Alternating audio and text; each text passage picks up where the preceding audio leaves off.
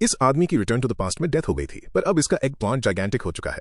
अगर आप समझ रहे हो मेरा क्या मतलब है, ये लिटरली इसको टेबल पे रखकर लोगों से मेजर करने को कह सकता है।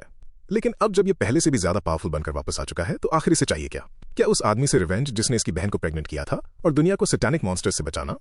ये वर्ल्ड वाइड टेलीविजन पर अनाउंस तक कर देता है कि ये अपने फॉर्मर ब्रदर इन लॉ को छीले हुए भुट्टे पर बिठाने वाला है। उसकी ऐसी पिटाई होने वाली है जैसी पुलिस से भागते हुए एक चोर की भी नहीं होती। और इसका ये फॉर्मर ब्रदर इन लॉ और कोई नहीं बल्कि स्वॉर्ड गॉड यून सेजीन है। ये बंदा रैंक 1 स्वॉर्ड्समैन है, और मैं यहाँ वर्ल्ड रैंकिंग की बात कर रहा हूँ।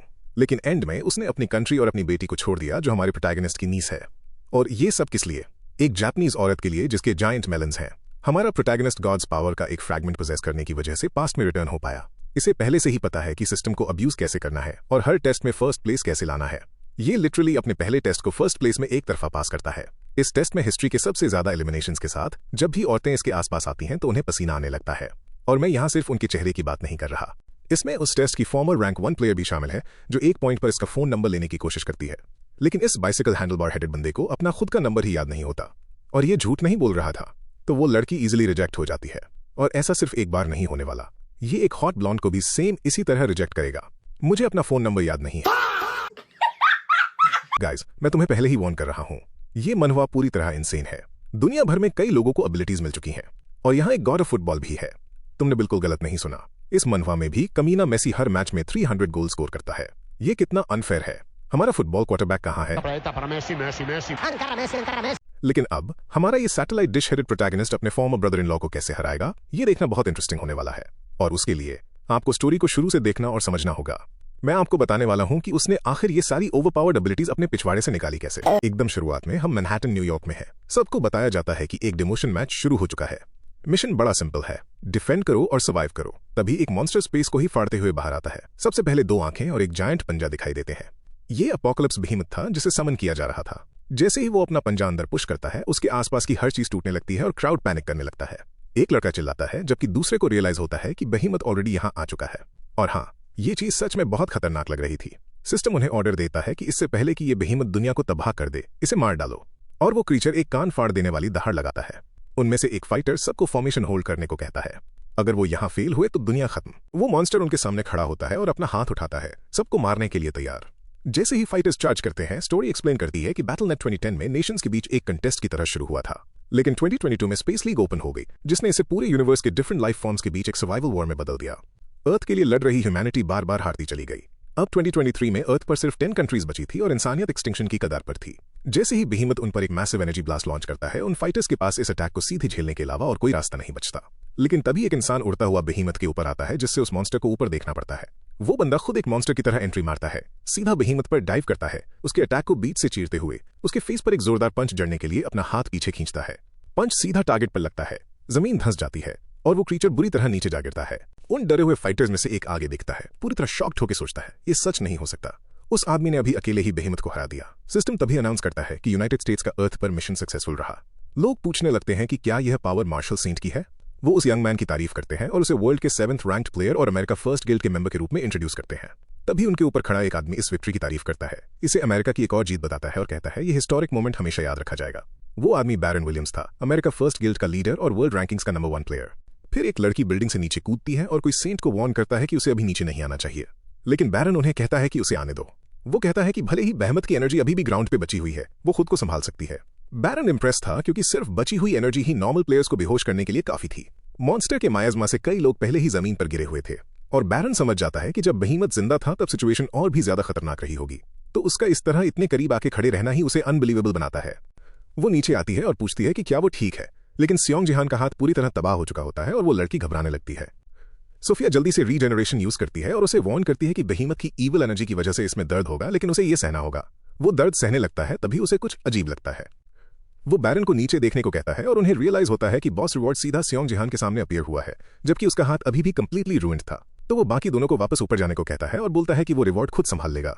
लेकिन तभी बाकी लोग भी वहां भागते हुए आते हैं, जैसे वो इस लूट को चुरा लेंगे।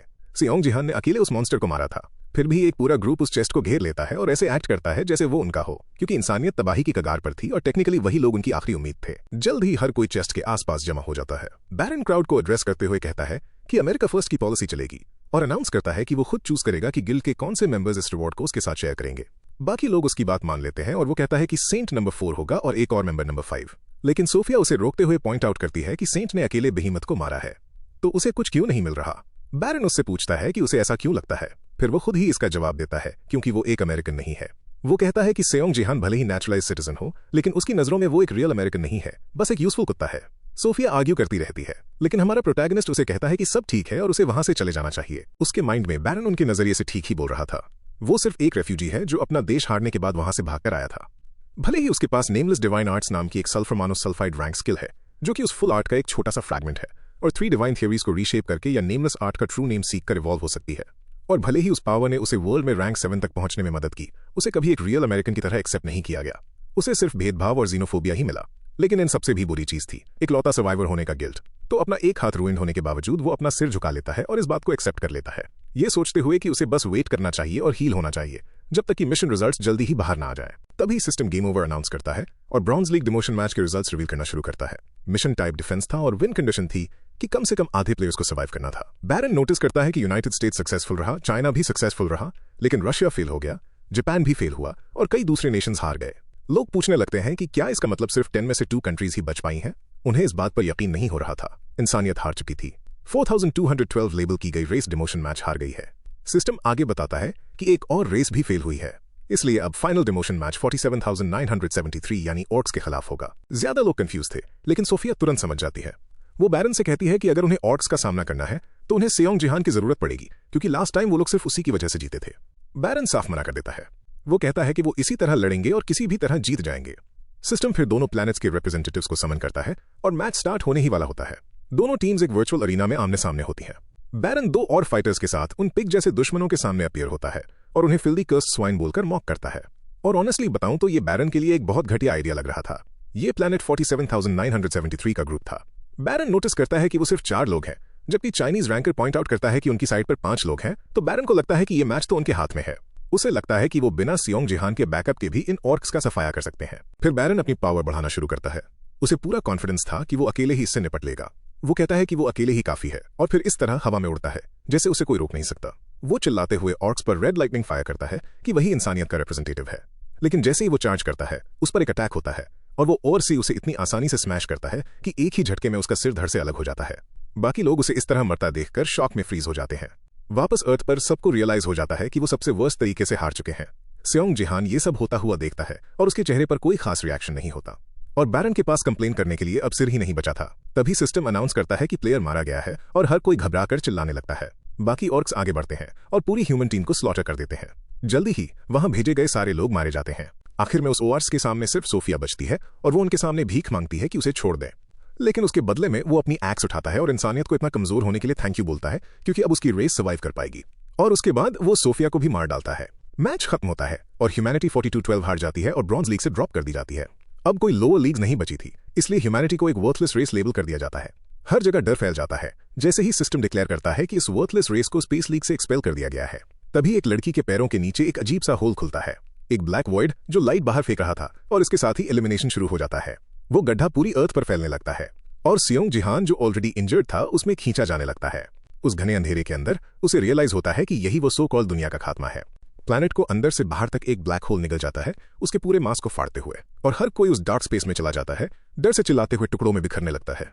लेकिन ठीक उस वक्त जब सिस्टम कहता है कि ह्यूमैनिटी का एलिमिनेशन कंप्लीट हो गया है, अचानक एक एरर अपीयर होता है। एक इंसान अभी भी जिंदा है। वो इंसान अभी भी अलाइव था।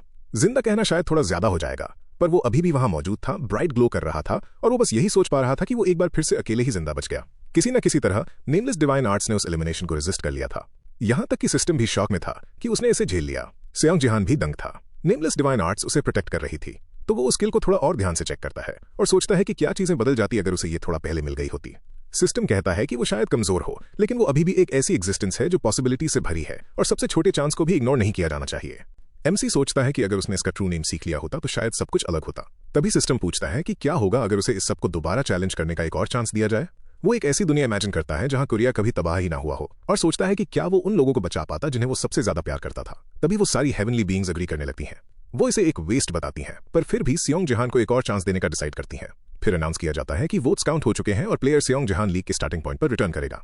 प्रोटैगनिस्ट को कोई आइडिया नहीं था कि इसका क्या मतलब है, और वो बस यही सोच रहा होता है कि आखिर चल क्या रहा है, जब तक कि उसके आसपास का अंधेरा एक व्हाइट रूम में नहीं बदल जाता और वो किसी दूसरी जगह अपीयर होता है और बड़ी शांति से एक नई जगह जागता है। एक आवाज आती है, एक इंटरव्यू स्टार्ट होने वाला है, और जब वो अपनी आंखें खोलता है तो उसे हैंगओवर हो रखा होता है और वो खाली शराब की बोतलों से घिरा हुआ था।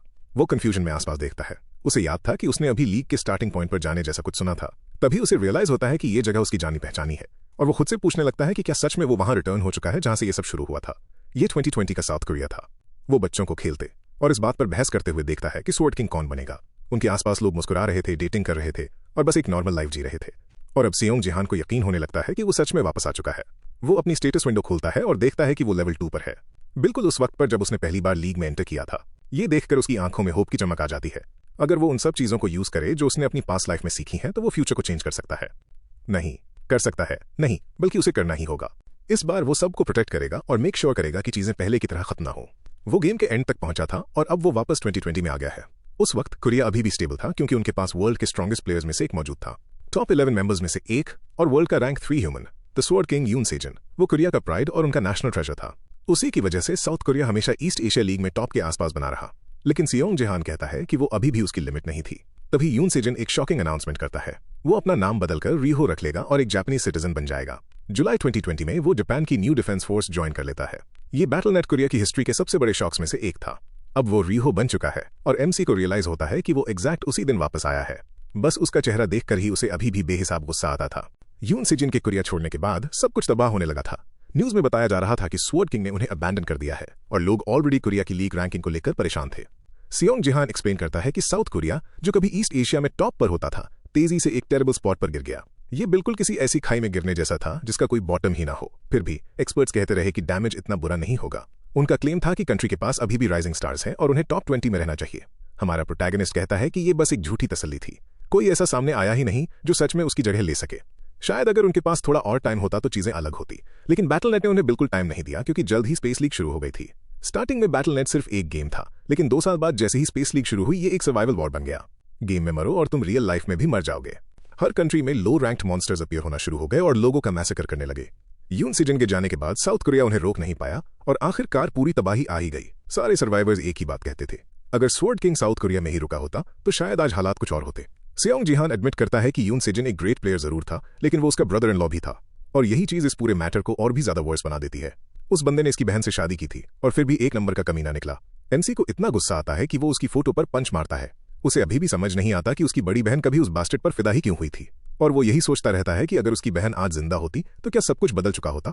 थोड़ी देर बाद सियोंग जिहान एडमिट करता है कि इस टाइम पर वापस आना अच्छा है, लेकिन उसके स्टैट्स एकदम कबाड़ हैं। पर ये मेक सेंस भी करता है। उस वक्त उसने शराब पीने और गेम्स खेलने के अलावा किया ही क्या था। वो पास में बिल्कुल यूजलेस था, और उसे तो ये भी रियलाइज नहीं हुआ था कि उसकी ये एफ रैंक स्किल असल में कितनी अमेजिंग थी। द वॉन्डरर्स आई, जो उसे दूसरे प्लेयर्स को एनालाइज करने देती है। हर कोई 18 की एज में एक प्लेयर बन जाता है, पर सिर्फ कुछ ही लोगों को गिफ्ट्स मिलते हैं। उसका गिफ्ट एक एफ रैंक था, जो सबसे लोएस्ट काइंड होता है, और उसने इसका यूज सिर्फ मैच विनर्स पर सट्टेबाजी करने के लिए किया था। जो बात उसे उस वक्त पता नहीं थी वो ये थी कि इसकी रियल पावर सिर्फ तब दिखती है जब ये अवेकन होती है। खैर, अब पास्ट को खोदने से ज्यादा कुछ फायदा नहीं होगा। इतने खराब स्टैट्स के साथ उसे स्ट्रिक्टली लेवल 1 पर होना चाहिए था। तो आखिर उसने सर्वाइव कैसे किया? तभी उसे अचानक एक्सपीरियंस पोशन याद आती है। एक टाइम पर किसी इडियट ने उसे गलती से पी लिया था और लेवल अप हो गया था। और अब सियोंग जिहान को रियलाइज होता है कि वो इडियट और कोई नहीं बल्कि खुद वही था। फिर उसे एक और बात बॉदर करती है, उसके अचीवमेंट पॉइंट्स इतने हाई क्यों हैं? उसके पास पूरे 100,000 पॉइंट्स हैं। भले ही वो इस वक्त ट्रैश हो, पर यह बात बिल्कुल सेंस मेक नहीं करती। लीग में आने से पहले उसने ऐसा कुछ खास किया ही नहीं था। ये सोचते हुए कि शायद टाइम ट्रैवल ने कुछ चेंज कर दिया हो, वो अपनी इन्वेंट्री खोलता है और एक तगड़ा शॉक लगता है। अंदर एक EX रैंक कार्ड पड़ा हुआ था। ये अचीवमेंट पॉइंट्स को एक्सचेंज करने का एक वाउचर था, एक स्पेशल प्रिविलेज जो उस आखिरी सर्वाइवर को दिया गया था जिसने एक और बार ट्राई करने का ऑप्शन चुना था। ये अचीवमेंट पॉइंट्स को ट्रेड करने का राइट देता है और इसे किसी और को ट्रांसफर नहीं किया जा सकता। सियोंग जिहान दंग रह जाता है। ये एक स्पेशल आइटम था जो सिर्फ उसी के लिए बनाया गया था, एक EX रैंक आइटम। तो वो जल्दी से उस एक्सचेंज वाउचर को यूज करता है। उसकी स्टेटस विंडो में एक कॉन्क्वेस्ट शॉप ऐड हो जाती है और उसे अपनी आंखों पर यकीन नहीं होता। उसने कभी सोचा भी नहीं था कि ऐसी कोई चीज एग्जिस्ट करती है। लेवल 1 पर शॉप एक conquest shop upgrade, status window expansion और एक एक्स्ट्रा क्लास स्लॉट ऑफर करती है। वो सोचता है कि क्या शॉप को अपग्रेड करने से और ज्यादा ऑप्शंस अनलॉक होंगे। अभी उसे कोई भी चीज खरीदने जैसी यूजफुल नहीं लग रही थी, तो वो इसे अपग्रेड करने का डिसाइड करता है। शॉप अब लेवल 2 पर चली जाती है, जिससे इन्वेंट्री एक्सपेंशन ऐड हो जाता है और वो इसे दोबारा अपग्रेड करता है। अब ये लेवल 3 तक पहुंच जाती है, जिससे एक एक्स्ट्रा टाइटल स्लॉट अनलॉक हो जाता है, लेकिन वो अभी भी इसे यूज नहीं कर सकता। और अब उसके पास सिर्फ 50,000 पॉइंट्स बचे थे। उसे समझ आता है कि अगर उसने शॉप को लेवल 4 पर अपग्रेड किया तो उसके पास बस 10,000 पॉइंट्स बचेंगे, और अभी जाकर उसने नोटिस किया था कि हर लेवल के साथ इसकी कॉस्ट बढ़ती जा रही थी। तो वो ऑलरेडी अनलॉक की गई चीजों को खरीदने का सोचता है, या फिर वो कांक्वेस्ट शॉप को लेवल 4 तक पुश कर सकता है और सोचने लगता है कि दोनों में से कौन सी चॉइस बेटर रहेगी। आखिर में वो डिसाइड करता है कि वो जितना ज्यादा हो सके अनलॉक करेगा और शॉप को सीधा लेवल 4 पर अपग्रेड कर देता है, जिसकी वजह से इसमें इमरजेंसी रिकवरी का ऑप्शन ऐड हो जाता है। और ये देखकर तो वो हक्का बक्का रह जाता है। ये नया फंक्शन किसी भी टूटे हुए आइटम को रिस्टोर कर सकता था, और उसके लिए ये बात पूरी तरह इनसेन थी। और यही वजह थी कि वो कभी भी गैम्बलिंग छोड़ नहीं सकता। कभी कभी एक रिस्की मूव सच में परफेक्ट पे ऑफ दे ही देता है। इसके ठीक बाद वो एक हेवीली सिक्योर्ड एरिया की तरफ निकल जाता है। वो अपना फिंगरप्रिंट स्कैन करता है और सिस्टम उसकी आइडेंटिटी कंफर्म करता है। सिस्टम उसे एज फैमिली रिकॉग्नाइज करता है, तो वो सीधा फर्स्ट प्लेयर रूम की चेयर के पास जाता है। वो थोड़ा सरप्राइज होता है कि उन सबको छोड़ने के बाद भी मशीन अभी भी उसे एक रिलेटिव की तरह मानती थी। फिर इन्वेंट्री ओपन होती है और बैटल नेट से कनेक्ट होती है, और इसी वजह से उसको पता है कि वो अपनी पहली की इतनी जल्दी हासिल कर सकता है। The broken brush of Dongfang Shuo. बिना टाइम वेस्ट किए वो उस पर इमरजेंसी रिकवरी यूज करता है। डोंगफंग शुओ का वो टूटा हुआ ब्रश रिस्टोर होने लगता है, और जब ये अपनी पूरी फॉर्म में वापस आता है तो इस पर 2 जूल्स अपीयर होते हैं। आइटम पूरी तरह से रिपेयर हो चुका था और वो तुरंत इसे पकड़ लेता है। अब फाइनली सब कुछ रेडी था। वो ब्रश एक एसएस रैंक आइटम था, और जो शख्स 180,000 साल तक जिंदा रहा था उसने इसके साथ एक बॉन्ड फॉर्म किया था। जैसे ही वो इसे लेता है, सिस्टम अनाउंस करता है कि बैटल नेट लीग का ट्यूटोरियल जल्द ही शुरू होने वाला है। अब सिर्फ 10 सेकंड बचे थे, तो वो जल्दी से अपनी स्टेटस विंडो खोलता है। टाइम ना होने के बराबर था, उसके बावजूद वो ब्रश का यूज करके स्टेटस विंडो पर लिखना शुरू कर देता है। वो बताता है कि बिल्कुल इसी तरह उसने अपनी पास्ट लाइफ में रैंक 7 अचीव की थी और मार्शल सेंट का टाइटल अर्न किया था। ये एक रेयर यूनिक ट्रेट है जो उसकी स्ट्रेंथ, एजिलिटी और वाइटैलिटी को आपस में मर्ज कर देती है, और इसका रिजल्ट सच में काफी absurd होता है। उस ब्रश का शुक्रिया जिसे सबने इग्नोर कर दिया था क्योंकि वो टूटा हुआ था। इसके थ्रू बनाए गए उसके 2 फिगर्स उसकी अवेकनिंग की शुरुआत मार्क करते हैं। जैसे ही वो वाइल्ड इफेक्ट एक्टिवेट होता है, उसके सारे स्टैट्स बदलने लगते हैं और वो बैटल नेट में एंटर कर जाता है। ट्यूटोरियल मिशन बहुत सिंपल है। उस चीज को सर्वाइव करो। उसे कॉलोसियम के मॉन्स्टर्स और बाकी 100 प्लेयर्स को झेलना पड़ेगा। उन्हें तब तक काटना पड़ेगा जब तक सिर्फ 50 ना बच जाए। वहां पहुंचते ही वो कॉलोसियम को देखकर थोड़ा चिढ़ता है और इमीडिएटली अपना स्टेटस चेक करता है। सोच रहा था कि उसकी मार्शल पावर कहां है। फिर उसे दिखता है कि उसकी ट्रिक सच में काम कर गई थी। उसकी स्ट्रेंथ, एजिलिटी और वाइटैलिटी सच में मर्ज होकर मार्शल पावर बन चुकी थी। अब उसके पास वापस से मार्शल पावर आ गई थी, जिसकी स्टार्टिंग 5 पॉइंट से हुई थी। उसे यूनिक ट्रिब्यूट अचीवमेंट भी मिलता है और उसे 10,000 कॉन्क्वेस्ट पॉइंट्स दे दिए जाते हैं, जिसे देखकर उसके चेहरे पर बड़ी मुस्कान आ जाती है। वो कहता है कि उसने इस चीज को सच में मिस किया था। वो जानता है कि नेमलेस डिवाइन आर्ट की तरफ ये बस उसका पहला स्टेप है, लेकिन अभी के लिए ये ब्रॉन्ज लीग को क्लियर करने के लिए मोर देन इनफ है। तभी सिस्टम उसे वार्न करता है कि उसने किसी बैटल नेट पॉइंट से कनेक्ट हुए बिना ज्वाइन किया है, इसलिए इसे होने वाला कोई भी पेन सीधा उसी को महसूस होगा। ये सुनकर उसे एक पुरानी मेमोरी याद आ जाती है। यहाँ सच में पैसा पेन को फील होने से रिड्यूस कर सकता था, जो कि कितना रिडिकुलस था। उस वक्त एक कनेक्टर इन गेम पेन को लोअर कर सकता था, और यून सेजन के पास एक टॉप टियर का कनेक्टर था जो पेन को 99% तक कट कर देता था। ये याद आने के बाद वो इस चीज का पूरा फायदा उठाने का डिसाइड करता है और अचीवमेंट विंडो एक्टिवेट हो जाती है। उसके ठीक बाद सिस्टम एक अनलिमिटेड मिशन ऐड कर देता है। वो 1 सेकंड के लिए कंफ्यूज हो जाता है, लेकिन वो मिशन ट्यूटोरियल में फर्स्ट फिनिश करने का था, जिसके रिवॉर्ड के रूप में 1000 कॉन्क्वेस्ट पॉइंट्स दिए जाने वाले थे।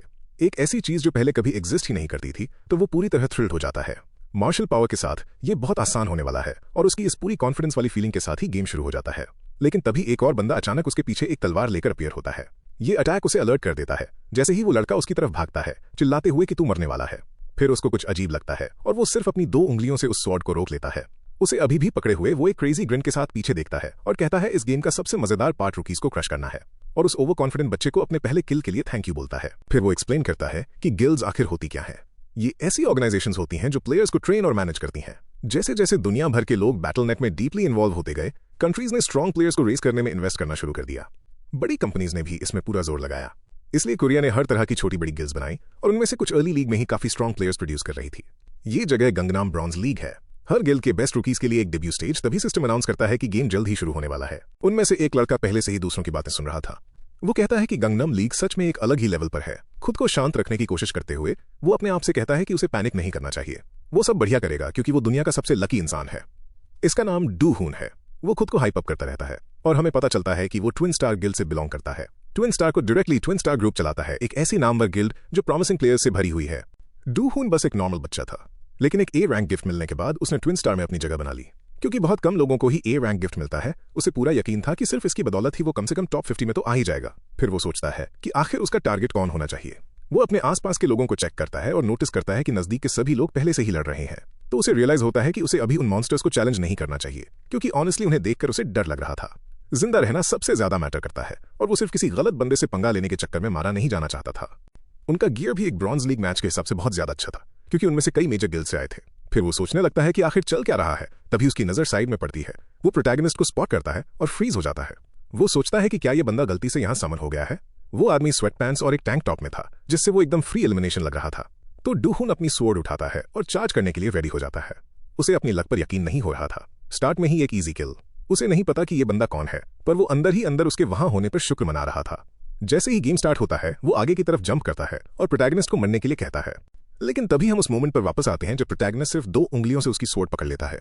डूहून पूरी तरह स्टंट था। सोच रहा था कि आखिर ये क्या मजाक चल रहा है। कोई उसकी ब्लेड को सिर्फ 2 उंगलियों से कैसे रोक सकता है, खास तौर पर एक ए रैंक एजिलिटी के खिलाफ। फिर प्रोटैगनिस्ट उसकी स्वॉर्ड को ऊपर की तरफ फ्लिक करता है और सिर्फ अपनी उंगलियों का यूज करके उस बच्चे को पीछे फेंक देता है। वो उसके इतना ओवर कॉन्फिडेंट होने पर उसका मजाक उड़ाता है और पूछता है कि क्या वो सच में ऐसे गिफ्ट के साथ गंगनम लीग में एंटर हुआ है। डूहून ऑफेंड हो जाता है और पूछता है कि क्या वो उसकी ए रैंक एजिलिटी की बेइज्जती कर रहा है। प्रोटैगनिस्ट बेसिकली हाँ में जवाब देता है और वो बच्चा आपे से बाहर हो जाता है। गुस्से में आग बबूला होकर वो उसे गालियां देता है और कहता है कि इस कमीने को सिर्फ एक अटैक ब्लॉक कर लेने की वजह से इतना टफ एक्ट नहीं करना चाहिए। इस बार वो अपना फास्टेस्ट स्ट्राइक लैंड करने का डिसाइड करता है और अपनी स्वॉर्ड को कसके पकड़ते हुए उसमें और भी ज्यादा ऑरा पोर करने लगता है। सियोंग जिहान को समझ आ जाता है कि बच्चा अब अपना 100% दे रहा है। ऑनेस्टली बताऊं तो ये स्पीड उसे पहले भी इंप्रेस नहीं करती, पर कम से कम वो ये मान सकता है कि ये लड़का अभी उससे ज्यादा फास्ट है। फिर भी जैसे ही ब्लेड उसकी गर्दन के करीब आती है, सियोंग अपना बैटल एक्सपीरियंस यूज करके आसानी से बच निकलता है। स्ट्राइक के नीचे से डक करता है और बच्चे को एक बार भी खुद को टच किए बिना उसके हर स्विंग को अवॉइड करता है। फिर भी वो खुद से एडमिट करता है कि ये बॉडी सच में बहुत स्लो है और एकदम लेवल 2 पर वापस गिर जाने की आदत डालना इतना आसान नहीं है। ऐसा नहीं है कि डूहून कोई बहुत ज्यादा फास्ट था, बस वो खुद पहले के मुकाबले बहुत स्लो हो चुका था और ये चीज उसके लिए चीजें आसान नहीं होने देगी। अगर ये उसकी पुरानी बॉडी होती तो ये फाइट बच्चों का खेल होती, लेकिन अभी भी इतनी सारी बैटल्स फाइट करने के बाद अटैक पैटर्न्स उसके लिए बहुत ऑब्वियस थे और उस बच्चे के अटैक्स उसे ऑलमोस्ट स्लो मोशन में दिख रहे थे। वो उसका हर एक मूव रीड कर सकता था। इसी बीच डूहून और भी ज्यादा डेस्परेट होने लगता है। वो फिर से स्विंग करता है और स्वॉर्ड को प्रोटैगनिस्ट पर पटकने की कोशिश करता है, पर प्रोटैगनिस्ट बस अपना सिर घुमाता है और एक थप्पड़ मारकर ब्लेड को दूर झटक देता है और उसे पूरी तरह डिजार्म कर देता है। डूहून तो समझ ही नहीं पाता कि आखिर उसकी तलवार उसके हाथ से कब छूट गई।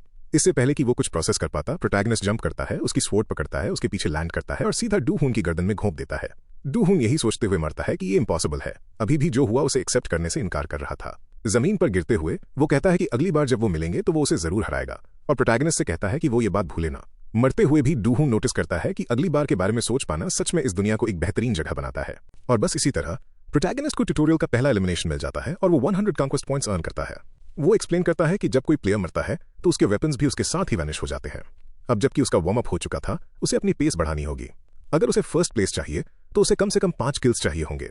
फिर वो अपने पीछे देखता है और नोटिस करता है कि जैसा उसने एक्सपेक्ट किया था, कोई इस बात पर ध्यान ही नहीं दे रहा कि मॉन्स्टर्स कहाँ हैं। हर कोई अभी भी एक दूसरे से भिड़ने में लगा हुआ था। प्रोटैगनिस्ट कहता है कि इस मैप में प्लेयर्स और मॉन्स्टर्स दोनों हैं, लेकिन एक मॉन्स्टर सिर्फ 0.1 किल के बराबर है, इसलिए उसे एक किल काउंट करने के लिए उनमें से 10 को मारना होगा। यही वजह है कि ज्यादातर प्लेयर्स मॉन्स्टर्स को इग्नोर करते हैं और उसके बजाय दूसरे प्लेयर्स को हंट करते हैं, खास तौर पर इसलिए क्योंकि वो ऑर्क्स झुंड में घूमते हैं।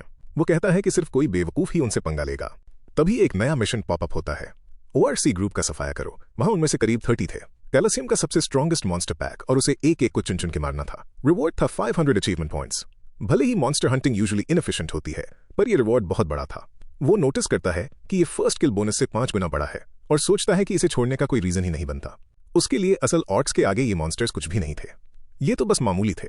वो सोचता है कि थोड़ा मजा तो किया ही जा सकता है, तो वो सीधा उनकी तरफ चार्ज करता है। ऑर्क्स कंफ्यूज्ड थे। एक अधनंगा इंसान उनकी तरफ भागा चला आ रहा था। फिर उन्हें रियलाइज होता है कि ये क्रेजी इंसान असल में उन्हें मारना चाहता है, लेकिन प्रोटैगनिस्ट इतने कॉन्फिडेंस के साथ आगे बढ़ता रहता है कि ऑर्क्स इंस्टेंटली उसे मारने के लिए अपनी एक्सेस उस पर फेंकने लगते हैं। हवा में उड़ती हुई आती उन वेपन्स को देखकर वो उन्हें कैच कर लेता है, खुद उनका यूज करने का प्लान बनाते हुए। वो कहता है कि अगर वो वेपन्स फेंकने वाले हैं तो वो भी उन्हें वापस फेंकेगा और वो बड़ी आसानी से उन मॉन्स्टर्स को मारने लगता है। ये चीज पूरे ग्रुप को शॉक कर देती है और उस झुंड में डर फैलने लगता है। फिर प्रोटैगनिस्ट ठीक उनके बीच में अपीयर होता है, एक और एक्स पकड़ता है और एक ही स्विंग में कई ऑर्क्स को एक साथ काट डालता है। जैसे जैसे मौत करीब आ रही थी, उनका खौफ बढ़ता जा रहा था। उनमें से एक ORC इतना डर जाता है कि वो पागलों की तरह आगे बढ़ता है। बाकी भी उसे फॉलो करते हैं, प्रोटैगनिस्ट को घेरने की कोशिश करते हुए, जबकि उसके हाथ में सिर्फ एक ही एक्स थी। तब तक 30 में से 5 पहले ही मारे जा चुके थे। जैसे ही वो जायंट पिग जैसे मॉन्स्टर्स उस पर चार्ज करते हैं, वो तेजी से मुड़ता है और एक ही अटैक में कई और मॉन्स्टर्स को गिरा देता है। वो अपनी जगह से हिले बिना ही लाशों की लाइन लगाता जाता है। वो सब उसे नीचे गिराने की कोशिश करते रहते हैं, लेकिन वो तुरंत एक और अटैक को स्पॉट कर लेता है और एक स्पीयर को हिट करने से ठीक पहले पकड़ लेता है। वो उसे एक हाथ से तोड़ देता है, उस ऑर्स को कंप्लीटली हेल्पलेस छोड़ते हुए। वो ऑर्स पैनिक करने लगता है, ये देखकर कि ये इंसान कितनी आसानी से उसकी फोर्स को तबाह कर रहा है। प्रोटैगनिस्ट उनका मजाक उड़ाता है, उन्हें पैथेटिक बुलाता है और पूछता है कि स्नीक अटैक के टाइम चलाना उन्हें किसने सिखाया। फिर वो उस ORC को फिनिश करने के लिए आगे बढ़ता है, लेकिन जब उसकी एक्स उस ORC के वुडन गार्ड पर लगती है तो ब्लेड टूटकर बिखर जाती है और उसके हाथ में सिर्फ हैंडल रह जाता है। वो ऑर्क से कहता है कि बेटर वेपन्स यूज किया करें। ये कबाड़ उसके साइज के बराबर भी नहीं है। ऑर्क्स सोचते हैं कि यही उनका चांस है। उसका वेपन टूट गया है तो अब वो उसे मार सकते हैं। वो चार्ज करते हैं और वो बस इतना कहता है कि ये कभी नहीं सीखेंगे। फिर वो सिंपली जमीन पर जोर से अपना पैर मारता है जिससे जमीन उखड़ जाती है और उन सबको हवा में लॉन्च कर देती है। पता नहीं कैसे, पर वो बेहद स्ट्रांग है। और एक बार जब वो नीचे गिरने लगते हैं, वो दोबारा मूव करता है, हवा में उड़ते हुए वेपन्स को ग्रैब करते हुए।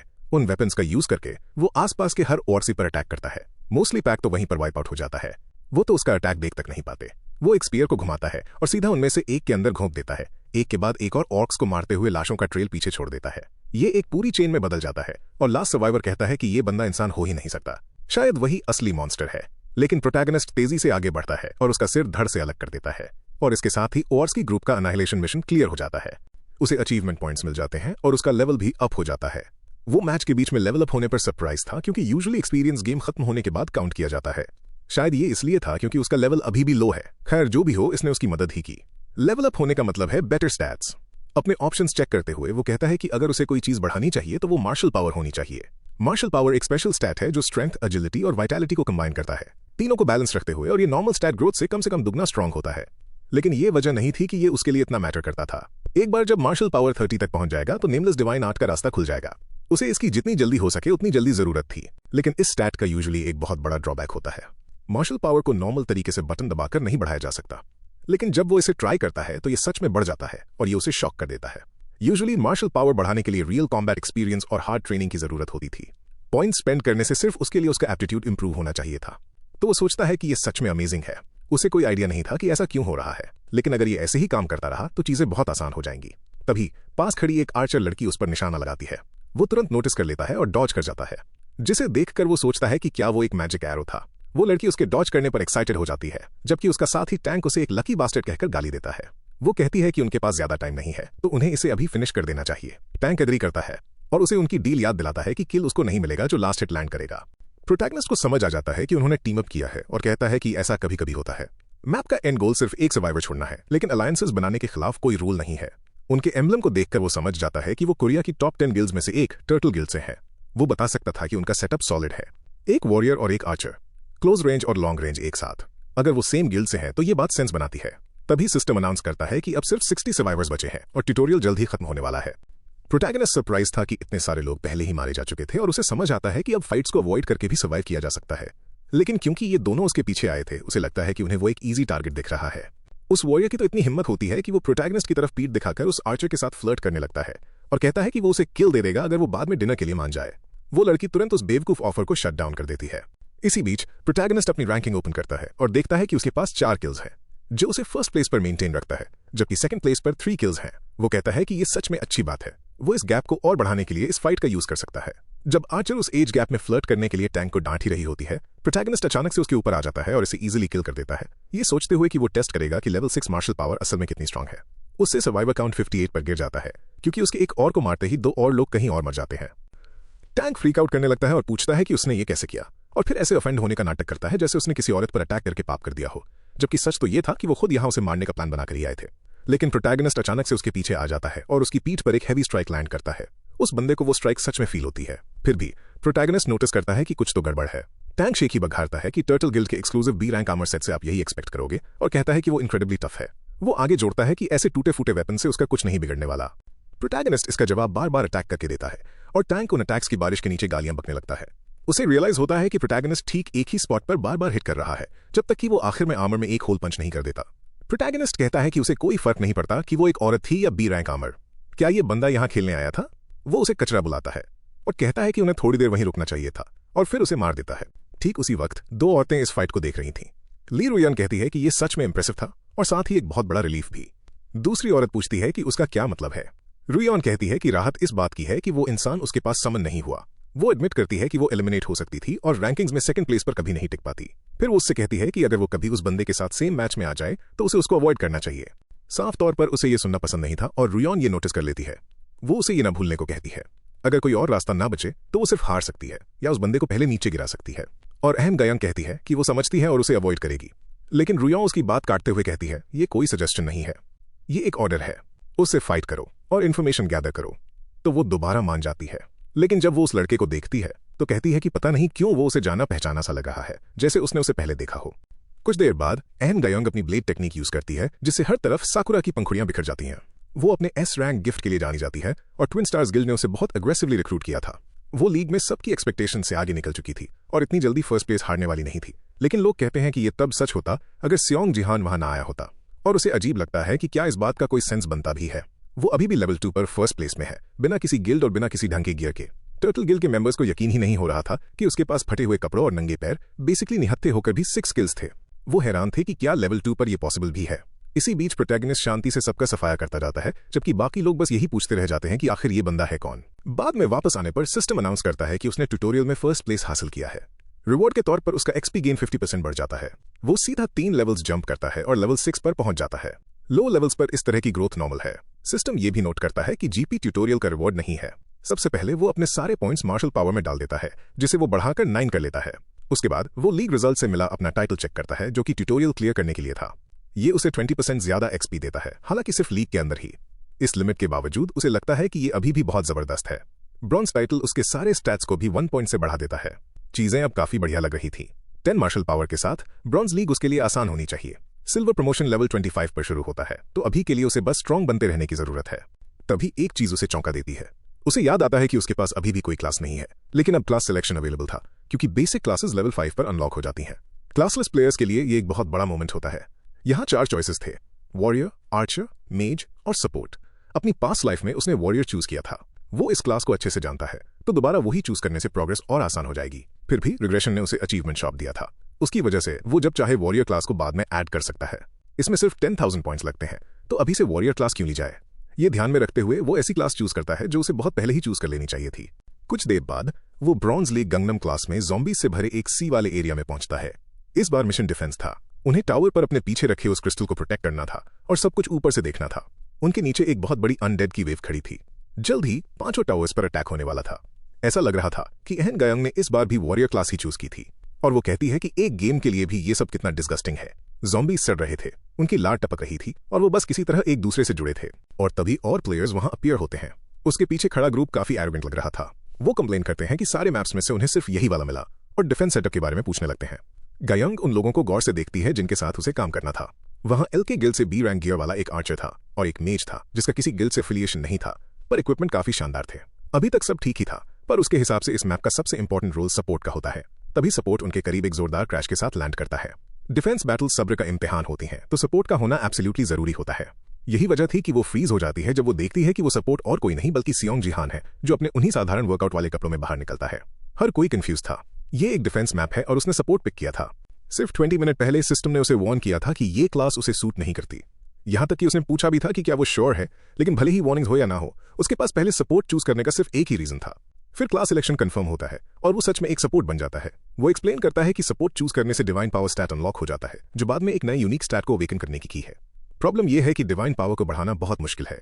दूसरे स्टैट्स की तरह इसमें ट्रेनिंग उतनी मदद नहीं करती, और अचीवमेंट पॉइंट्स खर्च करने के अलावा इसको इंप्रूव करने के लगभग कोई और तरीके नहीं है। लेकिन वो पॉइंट्स वेस्ट करने के हिसाब से बहुत वैल्यूएबल थे, खासतौर पर तब जब वो अपना सब कुछ मार्शल पावर में लगा रहा हो। खुशकिस्मती से उसे एक और मेथड पता है जो किसी और को नहीं पता। गायोंग दंग रह जाती है और पूछती है कि क्या वो सच में एक सपोर्ट है। तभी मेज जोर जोर से हंसने लगता है, इस सब को पागलपन कहते हुए। वो कहता है कि यही वजह थी कि वो ट्यूटोरियल सीजन ज्वाइन नहीं करना चाहता था। बस उसके कपड़े और गियर देखो। वो किसी आम बंदे की तरह उसका मजाक उड़ाता है और कहता है कि उसने ये महंगे इक्विपमेंट सिर्फ उसके जैसे लूजर्स को कैरी करने के लिए नहीं खरीदे थे। लेकिन तभी दूसरा बंदा उसे काम डाउन होने को कहता है।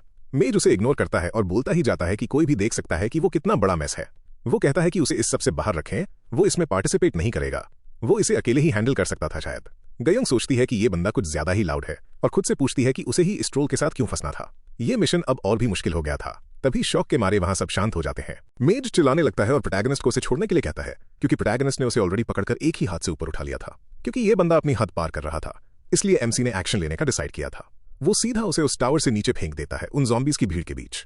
जैसे ही वो बंदा गिरता है, बाकी सब बस घूर कर देख पाते हैं। गायोंग पूछती है कि उसे क्या लगता है वो क्या कर रहा है। बोलती है कि उसे फेंकने की कोई जरूरत नहीं थी। वो जवाब देता है कि वो उस मेज के बिना भी बढ़िया परफॉर्म कर लेंगे। ये सब कुछ बहुत फास्ट था। वो आदमी तुरंत अपने रंग बदलता है और वेट करने की भीख मांगता है। वो कहता है कि वो और मेहनत करेगा। फिर वो पूछता है कि क्या एमसी ने उसे काफी सजा नहीं दे दी। एमसी नोट करता है कि रहम की भीख मांगने वाला ये आदमी क्यों ह्यूक है, और उसके एटीट्यूड के अचानक ऐसे पलट जाने का एक कारण है। ब्रॉन्ज लीग की डिफेंस गेम्स में हर प्लेयर को 3 लाइव्स मिलती हैं। उसके हाथों एक बार मरने के बाद क्यों ह्यूक तुरंत वहीं पर रिवाइव हो गया था, तो वो उसे दोबारा नीचे फेंक देता है। उस दूसरी डेथ के बाद अब उसके पास सिर्फ एक लाइफ बची थी, एक और मौत और गेम ओवर। तो प्रोटैगनिस्ट पूछता है कि अब उसे क्या चाहिए। वो बंदा कसम खाता है कि यहां से वो अपना बेस्ट देगा और कहता है कि वो किसी भी कीमत पर फिर से नहीं मर सकता। उसे लास्ट आने से भी बचना होगा क्योंकि इसकी पेनल्टी उसके लेवल को डाउन कर देगी और वो स्किल जिसे उसने इतना पैसा खर्च करके खरीदा था वो वैनिश हो जाएगी। अगर आप अपना लेवल लूज करते हैं और उस स्किल की रिक्वायरमेंट्स को मीट नहीं करते तो स्किल चली जाती है। सियोंग जिहान पॉइंट आउट करता है कि इसका एटीट्यूड कितनी जल्दी बदल गया। फिर एमसी पूछता है कि क्या वो उस स्किल को दोबारा ट्राई करने वाला है। मेज उस पर एक स्पेल फायर करता है लेकिन एमसी उसे आसानी से डिफ्लेक्ट कर देता है और कहता है कि इसका फायर कंट्रोल सच में काफी अच्छा है। मेज कंफर्म करता है कि ये फायर ही है और कहता है कि फायर मेजेस ऐसी मैप्स पर खास तौर पर यूजफुल होते हैं। वो आगे जोड़ता है कि वो लेवल 15 का है तो डेफिनेटली सियोंग जिहान ऐसे वैल्यूएबल एलाई को लूज नहीं करना चाहेगा। दूर से देखती हुई एहन गयोंग को आखिरकार याद आ ही जाता है कि उसने इसे कहां देखा था। ये क्योंग ह्यूक है, टॉप 10 गिल्ड्स में से एक का मेज, लेकिन ये 4 बार सिल्वर में मूव अप करने में फेल हो चुका है। उसके बाद ये एक ट्रबल मेकर बन गया, बेसिकली एक कचरा। इसी बीच सियोंग थोड़ा रिलैक्स होता है क्योंकि अब उसे समझ आ गया था कि ये किस तरह का इंसान है। लेकिन मेज की अभी भी एक शर्त थी, उसे उस मेज को फेंकने के लिए माफी मांगनी होगी और तभी वो उन्हें ज्वाइन करेगा। दूसरा लड़का जल्दी से कहता है कि ये तो बहुत बढ़िया बात है और अब उन सबको अपना बेस्ट देना चाहिए। अभी भी गुस्से में मेज प्रोटैगनिस्ट को वार्न करता है कि बस रुक जा, अगली बार वो जरूर मरेगा। एमसी उसे दोबारा कॉलर से पकड़ लेता है और फेंकने के लिए रेडी हो जाता है। वो पूछता है कि क्या उसे सच में माफी चाहिए। मेज पूरी तरह से घबरा जाता है और इससे पहले कि वो रिएक्ट कर पाता एमसी उसे फिर से फेंक देता है, ये कहते हुए कि लोग कहीं ये ना सोचने लगें कि वही झगड़े शुरू कर रहा है जैसे वो कोई बेसबॉल बैट घुमा रहा हो। एमसी उसे वापस उन ज़ॉम्बीज की भीड़ में लॉन्च कर देता है। वो दोबारा मरता है और एमसी दूसरों को मूव करने के लिए कहता है। अगली बार इस बंदे को थोड़ी मैनर्स सीखनी पड़ेंगी। पीछे खड़ा पोलाइट लड़का समझ जाता है कि एमसी ने उसे सच में मार डाला है और वो स्पीचलेस रह जाता है। साफ था कि वो इस साइको के साथ और पंगा नहीं लेना चाहता था। तभी ज़ॉम्बीज दीवार पर चढ़ने लगते हैं। पड़ोस वाली टीम का एक मेज उन्हें आग से जला देता है। हर कोई इसकी तारीफ करता है। एक फायर मेज से बिल्कुल यही उम्मीद थी। इसकी डिस्ट्रक्टिव पावर सच में काफी इंप्रेसिव है और अगर ऐसा ही चलता रहा तो वो लोग डेफिनेटली लास्ट नहीं आएंगे। कोई मजाक में कहता है कि उन्हें यहां बैठकर मार्शमेलोज रोस्ट करने चाहिए। इसी बीच प्रोटैगनिस्ट के साथ वाला ब्लॉन्ड लड़का कहता है कि यही वजह थी कि उन्हें एक मेज की जरूरत थी और पूछता है कि अब वो क्या करने का प्लान बना रहा है। वो कहता है कि सियोंग को बात को वहीं छोड़ देना चाहिए था क्योंकि अब उन सबको उसके घमंड की वजह से सफर करना पड़ेगा। एमसी इस बात को इग्नोर करता है और अपना स्टेटस विंडो खोलता है। उसका मिशन अभी भी सारे 10 टावर्स पर 1000 अचीवमेंट पॉइंट्स रिवॉर्ड के साथ फर्स्ट प्लेस हासिल करना है। ये एक चेन मिशन है और यहां तक कि वो भी एक सेकंड के लिए हेजिटेट करता है। एक और मिशन भी था, ज़ॉम्बी स्कर्ज। उसे अकेले 1000 ज़ॉम्बीज मारना था जिसका रिवॉर्ड 3000 अचीवमेंट पॉइंट्स था। वो जानता था कि टाइम लिमिट की वजह से ये इम्पॉसिबल साउंड कर रहा था, लेकिन रिवॉर्ड इतना अच्छा था कि इसे इग्नोर नहीं किया जा सकता था। जब वो इसके प्रोज और कॉन्स वे कर रहा था, गायोंग उसे ध्यान से देख रही थी। वो चुपचाप उसे जज करती है और सोचती है कि ये सच में बहुत बुरा था। उसके रेकलेस एटीट्यूड को तो भूल ही जाओ, उसके जैसे स्टैट्स वाले बंदे का सपोर्ट चूज करना ही कोई सेंस नहीं बनाता। यहां तक कि कैजुअल प्लेयर्स भी इतने बुरे नहीं होते। वो डिसाइड करती है कि ये ट्विन स्टार्स गिल्ड की अटेंशन के लायक नहीं है। फिर जैसे ही वो नीचे देखता है, ब्लॉन्ड लड़का पैनिक करने लगता है और जवाब मांगता है। पूछता है कि क्या वो उसकी बात इग्नोर कर रहा है। अगर वो इस तरह बिहेव करने वाला है तो वो अकेले ही क्यों नहीं लड़ता। सियोंग पूछता है कि क्या वो सच में ऐसा कर सकता है। ब्लॉन्ड कहता है हाँ, और प्रोटैगनिस्ट सोचता है कि शायद अगर वो सारे ज़ॉम्बीज अकेले मारे तो वो इस क्वेस्ट को क्लियर कर सकता है। लेकिन गायांग आगे आती है और कहती है कि वो फ्रंट संभालेगी और सपोर्ट को पीछे रहने को कहती है। भले ही ये मैच एक मैस हो, फिर भी उसे अपनी जॉब तो करनी ही होगी। सियोंग बस इतना कहता है कि कोई बात नहीं। वो पूछती है इसका क्या मतलब है और वो रिपीट करता है कि ठीक है, वो उन्हें खुद संभाल लेगा। वो वॉरियर को आर्चर को प्रोटेक्ट करने के लिए कहता है।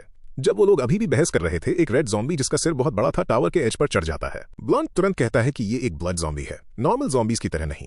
इसकी बॉडी लिक्विड की बनी है तो फिजिकल अटैक्स इस पर काम नहीं करेंगे। इसके लिए ऑपोजिट पावर की जरूरत होती है।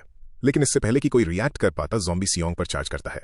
वो अपनी छोटी सी मेटल रॉड उठाता है और उसे पूरी ताकत से मारता है। रॉड सीधा उस मॉन्स्टर के आर पार हो जाती है और उसको मार डालती है। गायंग शॉक में देख रही होती है जब ज़ॉम्बी के टुकड़े उनके आसपास गिरने लगते हैं। एक व्हाइट सेक्रेड फ्लेम अपीयर होती है और वो सोचती है कि क्या ये डिवाइन पावर है। इसी बीच वो अपने उस प्लान पर आगे बढ़ता है जिसमें वो दोनों क्लासेस को एक साथ कंबाइन कर रहा है।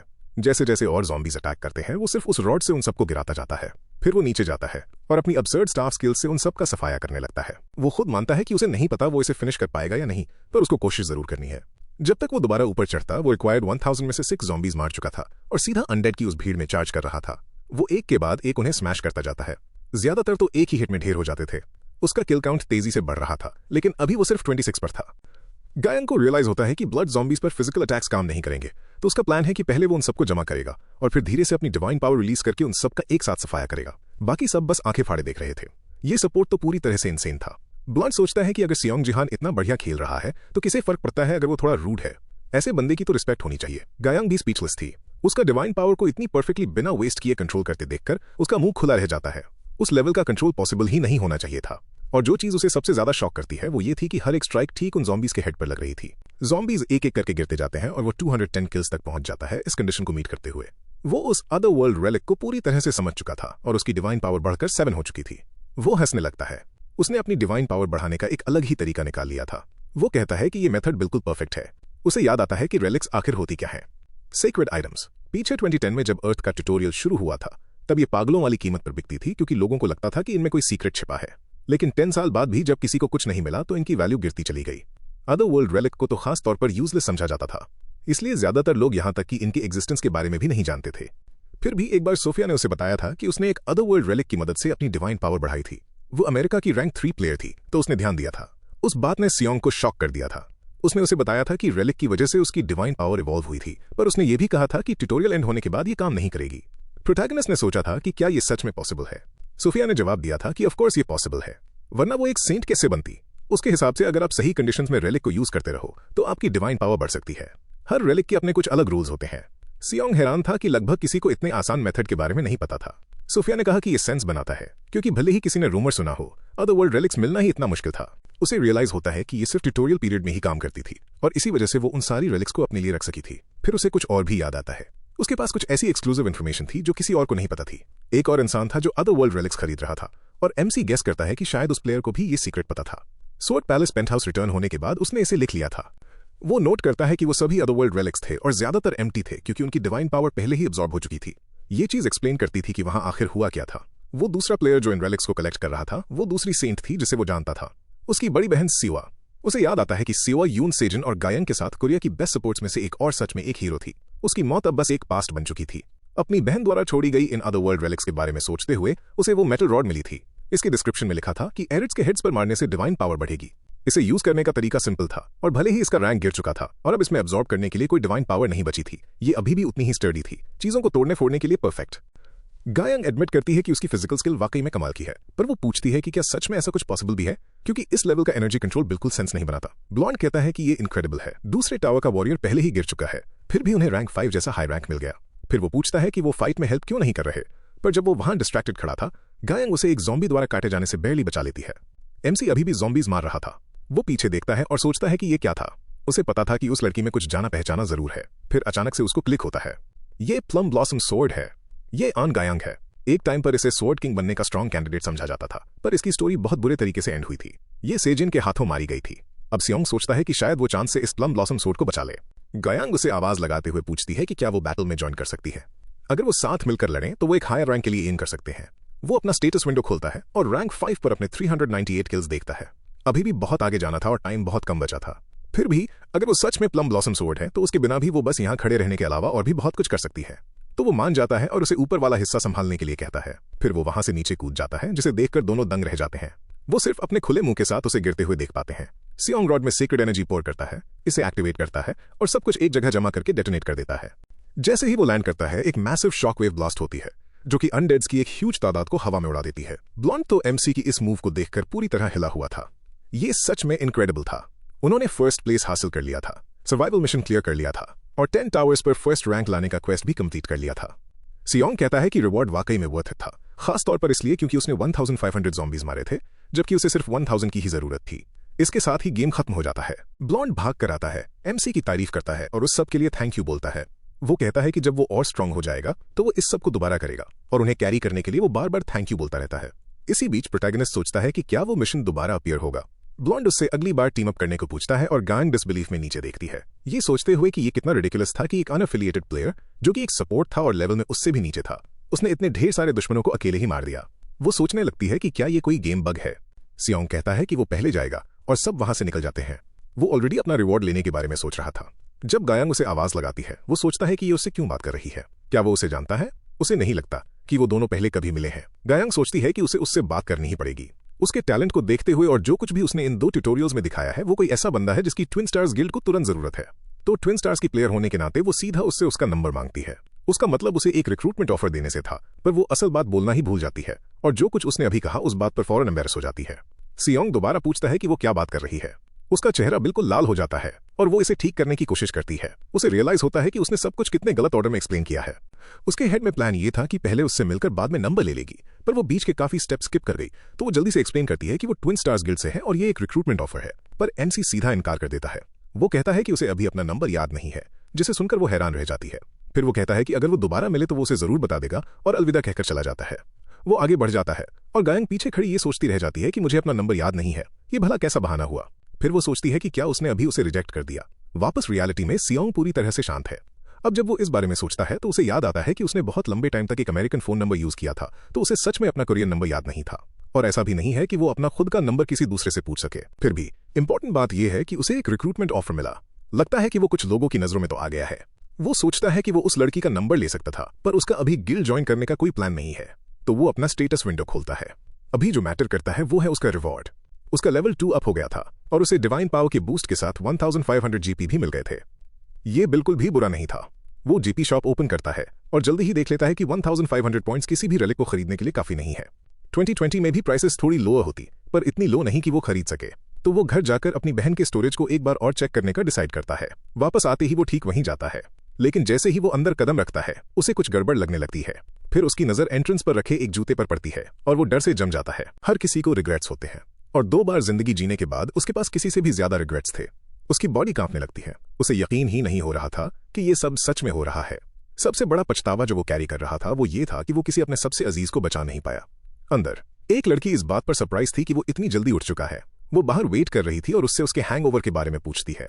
वो उन सब बातों के बारे में सोचने लगता है जो वो उसे कहना चाहता था। अगर वो कभी दोबारा मिले तो वो उसे बहुत कुछ कहना चाहता था, लेकिन वो लड़की उससे कहती है कि सब कुछ ठीक हो जाएगा। वो जवाब देता है कि वो बहुत स्ट्रांग है और वो प्राउड होकर उसकी बात से अग्री करती है। यही वजह है कि वो उसे प्रोटेक्ट करेगी। वो उस बात के लिए उसे थैंक यू बोलता है और माफी मांगता है कि वो अपनी नीस को प्रोटेक्ट नहीं कर सका। भले ही उसने उसे भरोसा करने को कहा था, उसे खोने के गम ने पहले ही उसको अंदर से तोड़ दिया था। और भले ही ये थोड़ा बेशर्म फील हो, पर वो दिल से उसे दोबारा देखना चाहता था। वो खामोशी को तोड़ते हुए उसे कहती है कि वहां ऐसे खड़े न रहें और अंदर आकर अपने हाथ धोएं, और उसे अंकल कहकर बुलाती है। वो मुस्कुराती है। ये लड़की सियो अहिन है। वो उसका नाम दोबारा लेता है, यून अहिन। वो 17 साल की है, उसकी बहन यून सियोआ की बेटी। वो उससे पूछता है कि क्या वो जेजू से पहले ही वापस आ गई है। वो बताती है कि वो बाकियों से पहले ही वापस आ गई थी। उसे याद आता है कि जब उसकी बहन काम में ज्यादा बिजी रहती थी तब उसने ही इसे बड़ा किया था। अहिन बताती है कि हर कोई उसके फादर के बारे में बातें कर रहा है, और सियोंग को याद आता है कि जब वो एक छोटा बच्चा था तो उसने अपनी पूरी फैमिली को खो दिया था। अब सिर्फ वो दोनों ही बचे हैं और उसके लिए वो उसकी प्यारी भतीजी है। वो पूछता है कि क्या उसके फादर ने कॉल किया था। वो हाँ में जवाब देती है, पर कुछ और भी था। अहिन कहती है कि उसने उससे कहा कि उसे प्यार हो गया है। वो उससे कहती है कि उसे इस बारे में बस यही जानने की जरूरत है। उसे तो अपनी किस्मत पर यकीन ही नहीं हो रहा था। क्या वो पागल हो गया था? फिर वो रियल क्वेश्चन पूछती है, क्या वो उसे छोड़कर जा रहा था? वो शांति से हाँ कहता है। उस औरत ने उसकी फीलिंग्स एक्सेप्ट करने से पहले यही कंडीशन रखी थी। अहिन शॉक्ड थी, और जब कॉल एंड होती है सियोंग उस ट्रैश पर गुस्से में आग बबूला हो जाता है। फिर भी वो किसी तरह खुद को शांत करता है। वो आदमी हमेशा से ही एक इररिस्पॉन्सिबल कचरा रहा था, इस तरह का आदमी जो सिर्फ एक औरत के लिए अपनी कंट्री और अपनी बेटी तक को छोड़ सकता था। ये सोचकर कि अहिन ने उसकी वजह से अपनी मासूमियत में कितना सफर किया है, उसका गुस्सा फिर से उबल पड़ता है। फिर वो पूछती है कि क्या उसने ही वो पिक्चर फ्रेम तोड़ी थी, और वो ये मान लेता है। वो माफी मांगता है और कहता है कि वो बस गुस्से में था। आखिरकार वो आदमी अभी भी अहिन का फादर था। शायद उसने कुछ ज्यादा ही कर दिया था, लेकिन तभी वो पूछती है कि उसे ये पहले करने का मौका क्यों मिला, और उस फ्रेम पर एक मुक्का दे मारती है जिससे वो और बुरी तरह से टूट जाता है। वो कहती है कि वो भी सेम यही करना चाहती थी। वो अपने अंकल से कहती है कि वो माफी न मांगे। वो सच में ठीक है। सियोंग सोचता है कि अहिन हमेशा से ऐसी ही थी। उसकी मां के मरने के बाद और यहां तक कि उसके पिता के उसे छोड़ जाने के बाद भी वो मुस्कुराती रही और खुद से ज्यादा उसकी फिक्र करती रही। लेकिन उसे अब आगे ऐसा करने की जरूरत नहीं है। अब से वो उसे बताता है कि वो इतनी बड़ी हो चुकी है जब वो उसे गले लगाता है। उसे पता है कि अब उसे अपने अंकल का ख्याल कैसे रखना है। वो उससे कहता है कि सब ठीक है, जबकि खुद से प्रॉमिस करता है कि वो उसकी रक्षा जरूर करेगा। फिर वो उसे कहता है कि खुद पर इतना प्रेशर ना डाले। ये बात आखिरकार उसे थोड़ा रिलैक्स कर ही देती है। वो उससे थैंक यू बोलती है, पर अगले ही पल कहती है कि उसके अंदर से शराब की बदबू आ रही है और उसे ये बात माननी पड़ती है। इसी बीच वापस ट्विन स्टार्स गिल्ड में हियो यूजिन गायंग पर जोर जोर से हंसने लगती है। यूजिन शर्म के मारे अंदर ही अंदर डूबती हुई सी कहती है कि उसे इस तरह से इतनी जोर से नहीं हंसना चाहिए। यूजिन अपोलोजाइज करती है, लेकिन गायंग उसे कहती है कि अगर उसे हंसना ही है तो ठीक से हंसे। तो यूजिन फिर से जोर से हंसने लगती है और कहती है कि ये बात सीरियस है, पर साथ ही बहुत मजेदार भी है। गायंग अभी भी गुस्से में थी, जबकि यूजिन इस बात पर शॉक्ड थी कि सियोंग जिहान ने उसे अपना नंबर देने से मना कर दिया था। सॉरी, मुझे अपना नंबर याद नहीं है। ये ऑब्वियसली एक बहुत ही खराब एक्सक्यूज था। गायंग कहती है कि वो कुछ नहीं कर सकती थी। फर्स्ट इंप्रेशंस लुक्स पर डिपेंड करते हैं, और यूजिन के उलट वो प्रिटी नहीं है। यहां तक कि वो खुद कहती है कि वो एक आदमी जैसी लगती है। ये सुनकर यूजिन तुरंत हंसना बंद कर देती है। अब उसे समझ आता है कि गायंग सीरियस हो रही है। वो उससे पूछती है कि क्या गायंग को इस बात का कोई आइडिया भी है कि वो कितनी पॉपुलर है। लोग हर जगह उसे घूर कर देखते हैं, ऑलमंड फ्लावर स्वॉर्ड के बारे में खुसफुस करते रहते हैं, जबकि कुछ लड़के तो ये सोचते रह जाते हैं कि क्या उन्हें उससे उसका नंबर पूछना चाहिए, सिर्फ ये सोचकर पीछे हट जाते हैं कि वो शायद उन्हें रिजेक्ट कर देगी। यूजिन कहती है कि अगर गायांग इस बात को किसी के सामने कहेगी तो लोग उस पर भड़क जाएंगे। फिर वो दोनों रूम में जाते हैं और यूजिन कहती है कि ये एक्सपेक्टेशन की तरह ही कंफर्टेबल है, और गायांग उससे पूछती है कि क्या वो सियोंग जिहान को रिक्रूट करने का प्लान बना रही है। यूजिन कहती है कि उसे किसी भी हाल में ऐसा करना ही होगा। ओल्ड मैन ने उससे कहा था कि मेथड से कोई फर्क नहीं पड़ता और ये प्रेशर उसे पागल कर रहा था। फिर भी गायांग अग्री करती है कि वो ऐसा बंदा है जिसकी उन्हें एब्सोल्युटली जरूरत है। ये सुनकर यूजिन रुकती है। फिर वो अपने फोन की तरफ देखती है और नोटिस करती है कि एक लाइव स्ट्रीम अभी शुरू हुई है। वो हैरान थी कि ये इंसान ऐसे लाइव क्यों चला गया जब आज तो कोई इंपॉर्टेंट मैच था भी नहीं। गायांग पूछती है कि क्या वो फिर से किसी गैम्बलिंग स्ट्रीम को देख रही है।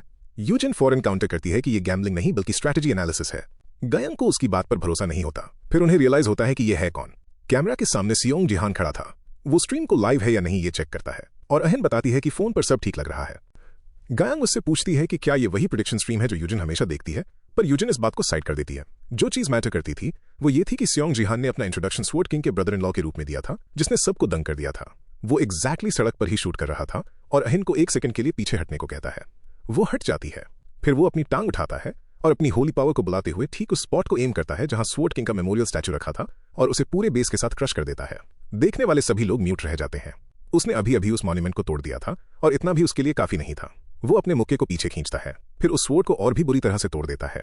चैट बॉक्स, लाइक्स, डिसलाइक्स और नॉन स्टॉप कमेंट से फट पड़ता है और पूरा इंटरनेट पागल हो जाता है। जब वो कंप्लीटली रिफ्रेश्ड फील करता है तभी उसे कंटिन्यूअसली अचीवमेंट नोटिसेस मिलने लगते हैं। अभी भी गुस्से में वो कहता है कि अब वो स्वॉर्ड किंग की नेचुरलाइजेशन पर अपना स्टांस शेयर करेगा। वो बैटल ट्यूब के बारे में भी एक्सप्लेन करता है जो बैटल नेट से जुड़ी एक स्ट्रीमिंग सर्विस है। ये बेसिकली बैटल नेट के अंदर एक मेजर वीडियो प्लेटफॉर्म है जहां प्लेयर्स व्यूज, सब्सक्राइबर्स और बाकी गोल्स के थ्रू अचीवमेंट्स और रिवॉर्ड्स जीत सकते हैं। वो फिगर आउट करता है कि रिवॉर्ड्स को कैश इन का ये परफेक्ट चांस है, खास तौर पर स्वॉर्ड किंग के ब्रदर इन लॉ होने के टैग के साथ। स्ट्रीम आते ही ढेर सारे व्यूअर्स और 10,000 से ज्यादा डिसलाइक्स खींच लाती है। जब लोग कंटिन्यूअसली ये पूछ रहे थे कि क्या इस पागल बंदे ने उसे सच में अपने नंगे हाथों से तोड़ दिया, वो साइड में देखता है और सोचता है कि जैसा उसने एक्सपेक्ट किया था उसने सच में लोगों को गुस्सा दिला दिया था। आखिर में वो इडियट यून सेजन भी उसे कुछ तो काम आ ही गया और अचीवमेंट्स पॉपअप होती हैं। साथ ही एक कमेंट आता है उस इंसान से जो ट्विन स्वॉर्ड्स का एक ब्लैक लोगो यूज कर रहा था। वो इसे स्वॉर्ड किंग के फैन क्लब के किसी मेंबर के तौर पर रिकॉग्नाइज कर लेता है और उसे याद आता है कि वही पागल लोग थे जिन्होंने अहिन को मरने पर मजबूर कर दिया था। शुरुआत में उन्होंने सेजन को किसी और से भी ज्यादा सपोर्ट किया था, लेकिन टाइम के साथ उनका वो सपोर्ट उसकी अकेली बची हुई रिलेटिव की तरफ गुस्से और नफरत में बदल गया। उन्होंने कहना शुरू कर दिया कि स्वॉर्ड किंग ने अपनी बेटी के पापों की वजह से ही इस देश को छोड़ा है। फिर उन्होंने दावा किया कि स्वॉर्ड किंग को वापस लाने के लिए अहिन को मरना ही होगा और आखिरकार उन्होंने सच में उसे मार ही डाला। तो अगर उन्हें अपना गुस्सा निकालने के लिए किसी टारगेट की जरूरत थी तो वो टारगेट अब खुद बनेगा। वो सबको ध्यान से सुनने के लिए कहता है, फिर उस टूटी हुई तलवार पर दोबारा मुक्का मारता है और फिर कहता है कि द स्वॉर्ड किंग अब वापस नहीं आएगा। चैट फौरन गालियों और गुस्से भरे सवालों से भर जाती है जबकि वो कैमरा के और पास आता है। वो कहता है कि अब वो कुछ ऐसी चीज रिवील करने वाला है जिसमें कोई एडिटिंग नहीं होगी। वो कॉन्वर्सेशन जो यून सेजन ने अपनी सिटीजनशिप चेंज करने के बाद अपनी बेटी के साथ की थी। फिर वो उस कॉल को प्ले करता है जहां वो आदमी कहता है कि उसे प्यार हो गया है और वो सिर्फ उस औरत की वजह से मूव कर गया। अहिन अपने फादर से पूछती है, क्या इन सब के लिए अपना सब कुछ छोड़ देना सच में वर्थ इट था? यून सेजन रिकॉर्डिंग में कहता है, हाँ, क्योंकि उस औरत ने उसका प्यार एक्सेप्ट करने के लिए यही शर्त रखी थी। जैसे ही रिकॉर्डिंग प्ले होती है अहिन खुद को संभालती है। फिर वो कैमरा को फेस करती है और कहती है कि स्वॉर्ड किंग की बेटी होने के नाते ये पूरी सिचुएशन उसके लिए भी उतनी ही शॉकिंग और कंफ्यूजिंग है, लेकिन वो यहाँ सामने आई है क्योंकि उसे कुछ कहना है। उसके फादर ने उसे बताया था कि वो स्वॉर्ड पैलेस उसे सौंपने का प्लान बना रहे हैं, लेकिन वो किसी ऐसे इंसान से कुछ भी एक्सेप्ट करने से साफ इनकार करती है जिसने अपनी फैमिली और अपनी कंट्री दोनों को छोड़ दिया हो। यही वजह है कि वो स्वॉर्ड पैलेस बिल्डिंग इस देश को डोनेट करेगी। सियोंग जिहान आगे कहता है कि उसे उम्मीद है कि इस डोनेशन से कोरियन प्लेयर्स की ग्रोथ और सपोर्ट में मदद मिलेगी और इसकी पूरी डिटेल्स वो बाद में शेयर करेंगे। ठीक 30 मिनट पहले अपना प्लान बनाते वक्त एमसी ने अहिन से इस बिल्डिंग को डोनेट करने के लिए कहा था। ये रिक्वेस्ट सुनकर वो पूरी तरह हिल गई थी, खास तौर पर इसलिए क्योंकि वो पिए हुए नहीं लग रहा था। उसने कहा था कि ये सुनकर उसे दुख हो रहा है और पूछा कि आखिर उन्हें अपनी पूरी दौलत क्यों दान कर देनी चाहिए। क्या वो पागल हो गए हैं? उसने जवाब दिया था कि वो पूरी तरह होश में है। फिर उसने एडमिट किया कि ऑनेस्टली उसे नहीं पता था कि वो उसे कन्विंस कर पाएगा या नहीं। भला वो इस बात के लिए क्यों मानती? एक ऐसी बिल्डिंग जिसे खरीदना ज्यादातर लोगों के लिए 7 जन्मों में भी पॉसिबल नहीं था, उसे बेचने की बजाय डोनेट करना बिल्कुल पागलपन लग रहा था। लेकिन अहिन को प्रोटेक्ट करने के लिए उसे ये करना ही था। जब यून सेजन ने जापान के लिए लड़ते हुए कोरिया को बुरी तरह क्रश किया था तो कोरिया में पब्लिक का गुस्सा आउट ऑफ कंट्रोल हो गया था। आखिर में गवर्नमेंट के पास सेजन की पूरी प्रॉपर्टी को जब्त करने के अलावा और कोई रास्ता नहीं बचा था। उस वजह से अहिन के पास जाने के लिए कोई जगह नहीं बची थी। लोगों के तानों से परेशान और स्वॉर्ड किंग के फैन क्लब से टेरिफाइड होकर आखिरकार उसने अपनी जान दे दी थी। तो अगर ये प्रॉपर्टी वैसे भी उनसे छिनने वाली थी तो वो इसका यूज पहले ही उसे सेफ रखने और थोड़ा पब्लिक सपोर्ट जीतने के लिए करेगा। अभी के लिए अहिन उसे सिर्फ अपना एक पियक्कड़ बेरोजगार अंकल मानती थी। वो उसे एग्जैक्टली ये नहीं बता सकता था कि वो फ्यूचर से वापस आया है। फिर उसे रियलाइज होने लगा कि उसका अंकल सच में सीरियस है, तो उसने कह दिया कि ठीक है। एमसी ने पूछा कि क्या वो सच में इस फैसले से ठीक है। उसने पलट कर पूछा कि अब जब वो मान गई है तो वो इतना अजीब बिहेव क्यों कर रहे हैं। उसने कहा क्योंकि ये आइडिया सच में रिडिकुलस था। फिर भी वो जानती थी कि उसका अंकल ऐसी कोई बात बिना किसी वजह के नहीं कहेगा। इससे भी बड़ी बात उसने कहा कि अपने अंकल की इस कॉन्फिडेंस साइड को देखे हुए उसे बहुत लंबा वक्त हो गया था, जिसने सियोंग को पूरी तरह दंग कर दिया। वो सोचने लगा कि ये लड़की आखिर किस पर गई है। वापस प्रेजेंट में वो सोचता है कि ये लड़की सच में अमेजिंग है। मैसेजेस कंटिन्यूअसली आते जा रहे थे, जबकि वो आगे के बारे में सोच रहा था। इसे ऐसे ही होना था। उन्हें अभी भी सियोंग जेहान को ही टारगेट करते रहना चाहिए था। अगर ऐसा ही चलता रहा तो वो पागल फैंस अहिन को अकेला छोड़ देंगे, पर वो जानता था कि उसे इसे और भी क्लियर करना होगा। तो वो दोबारा बोलता है। सीधा यून सेजिन को एड्रेस करते हुए वो कहता है कि ऑनेस्टली यही सबके लिए सबसे बेस्ट है। सेजिन ने भले ही ये दावा किया हो कि ये सब उसने एक औरत की वजह से किया है, लेकिन जो कोई भी उसे सच में जानता है वो इसका असली सच जानता है। ये सुनकर वो लड़की नर्वस हो जाती है। ये उनके प्लान का हिस्सा नहीं था। फिर एमसी उस पुराने यून सेजिन की बात उठाता है और उसे चैलेंज करता है। वो जहां भी हो, क्या उसे सच में लगता है कि किसी को नहीं पता कि वो जापान क्यों भागा? वो इसलिए गया क्योंकि उसमें कोरिया में रहने का कॉन्फिडेंस ही नहीं बचा था। इस बात ने सबको हिलाकर रख दिया। फिर वो सेजिन को वार्न करता है कि वो जापान में बच के रहे, क्योंकि जिस पल वो उसे देखेगा वो उसे मिट्टी में मिला देगा। अपनी स्लीव फाड़ते हुए वो एक खुला और बोल्ड चैलेंज फेंकता है। उसके बाद तो जैसे इंटरनेट पे बॉम्ब ही फट गया। बाद में घर पर अहिन पूछती है कि क्या उसे सच में इतना आगे जाने की जरूरत थी। कोरिया और जापान दोनों जगह केओस मचा हुआ था। वो उसे कहता है कि इस बात का स्ट्रेस ना ले और बस इस हंगामे को इग्नोर करे, लेकिन वो कहती है कि उसमें सच में कुछ तो बदल गया है। ऐसा लग रहा था जैसे वो रातों रात एक बिल्कुल अलग इंसान बन गया हो।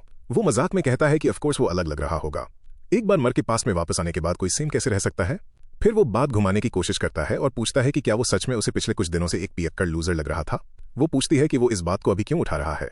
लॉजिक तो था, पर ये इस बारे में बात करने का सही वक्त नहीं था। तभी डोरबेल बजती है। दोनों ही टेंस हो जाते हैं। वो सोचने लगती है कि आखिर कौन हो सकता है, जबकि एमसी सरप्राइज था कि लोग उसकी एक्सपेक्टेशन से पहले ही आ गए। फिर अहिन पूछती है कि क्या कोई उसके लिए आया है। वो उसे रिलैक्स करने को कहता है। बात वो नहीं थी।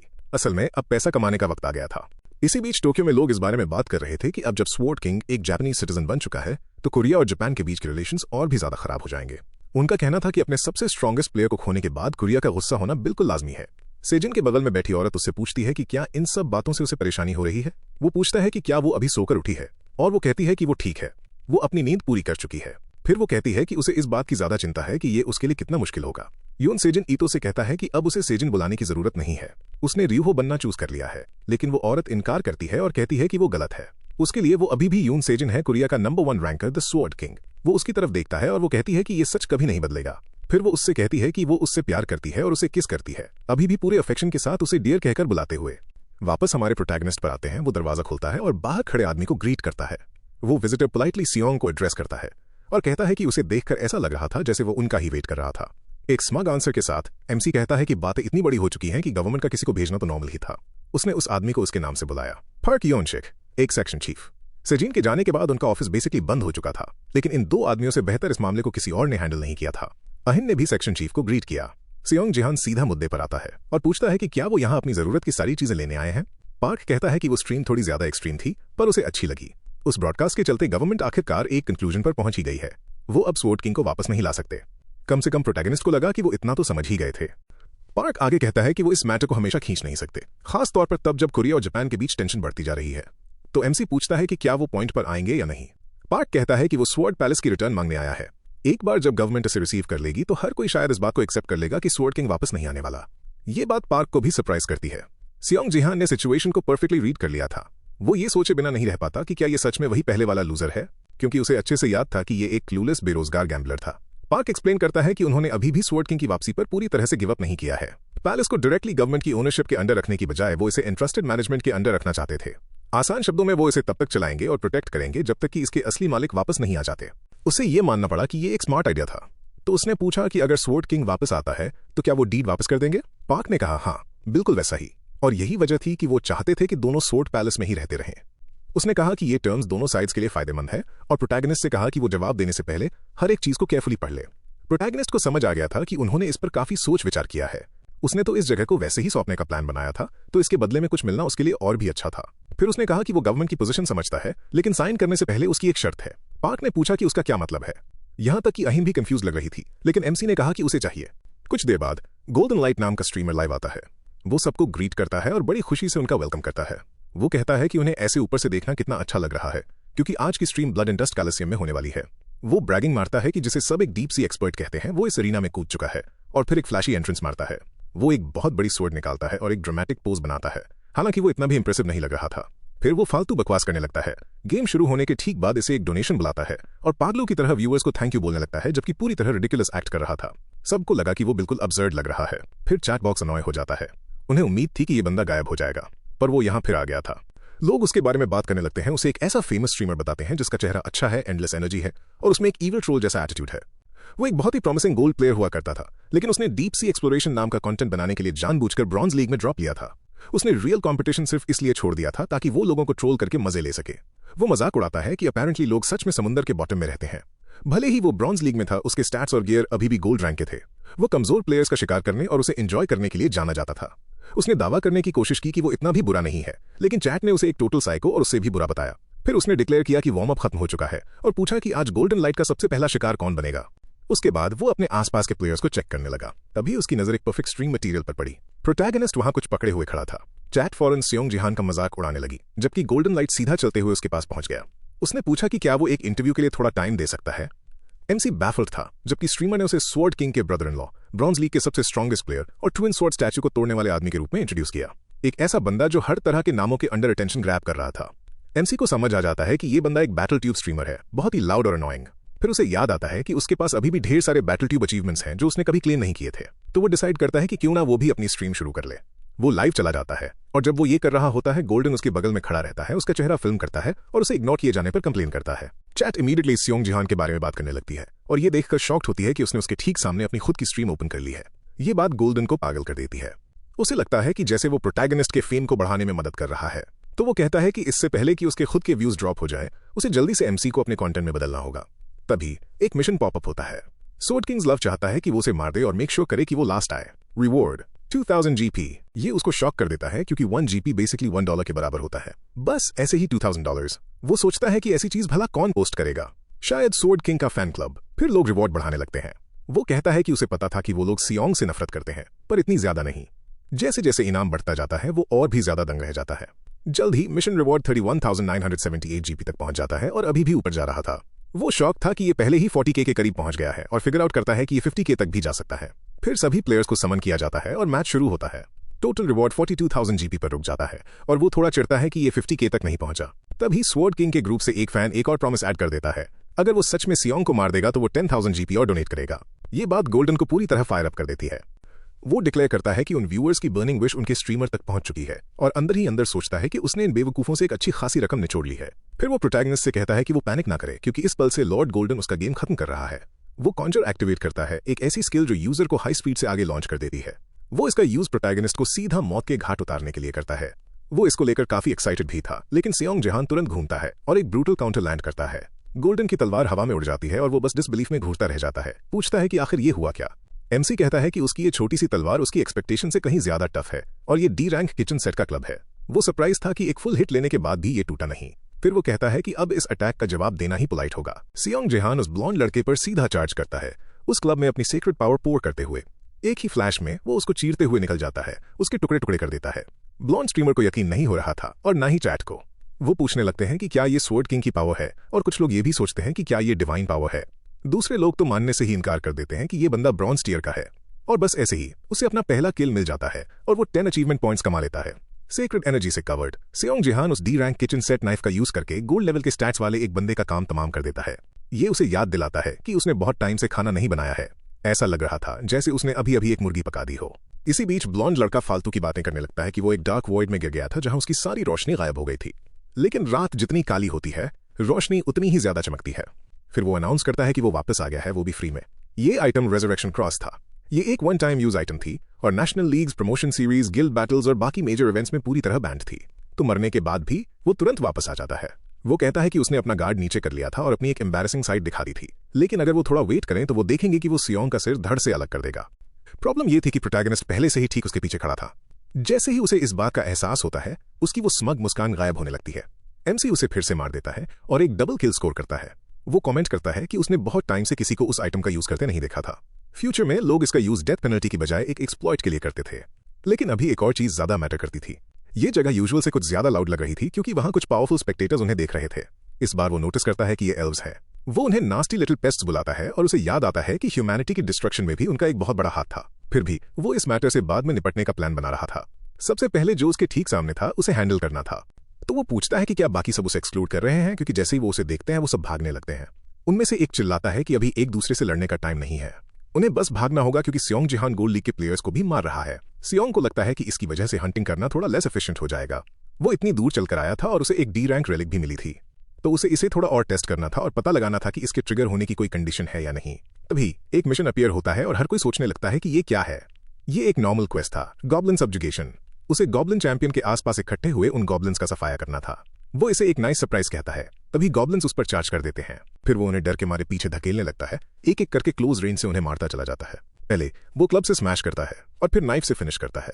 बड़े आराम से उन्हें चीरते हुए आगे बढ़ता जाता है।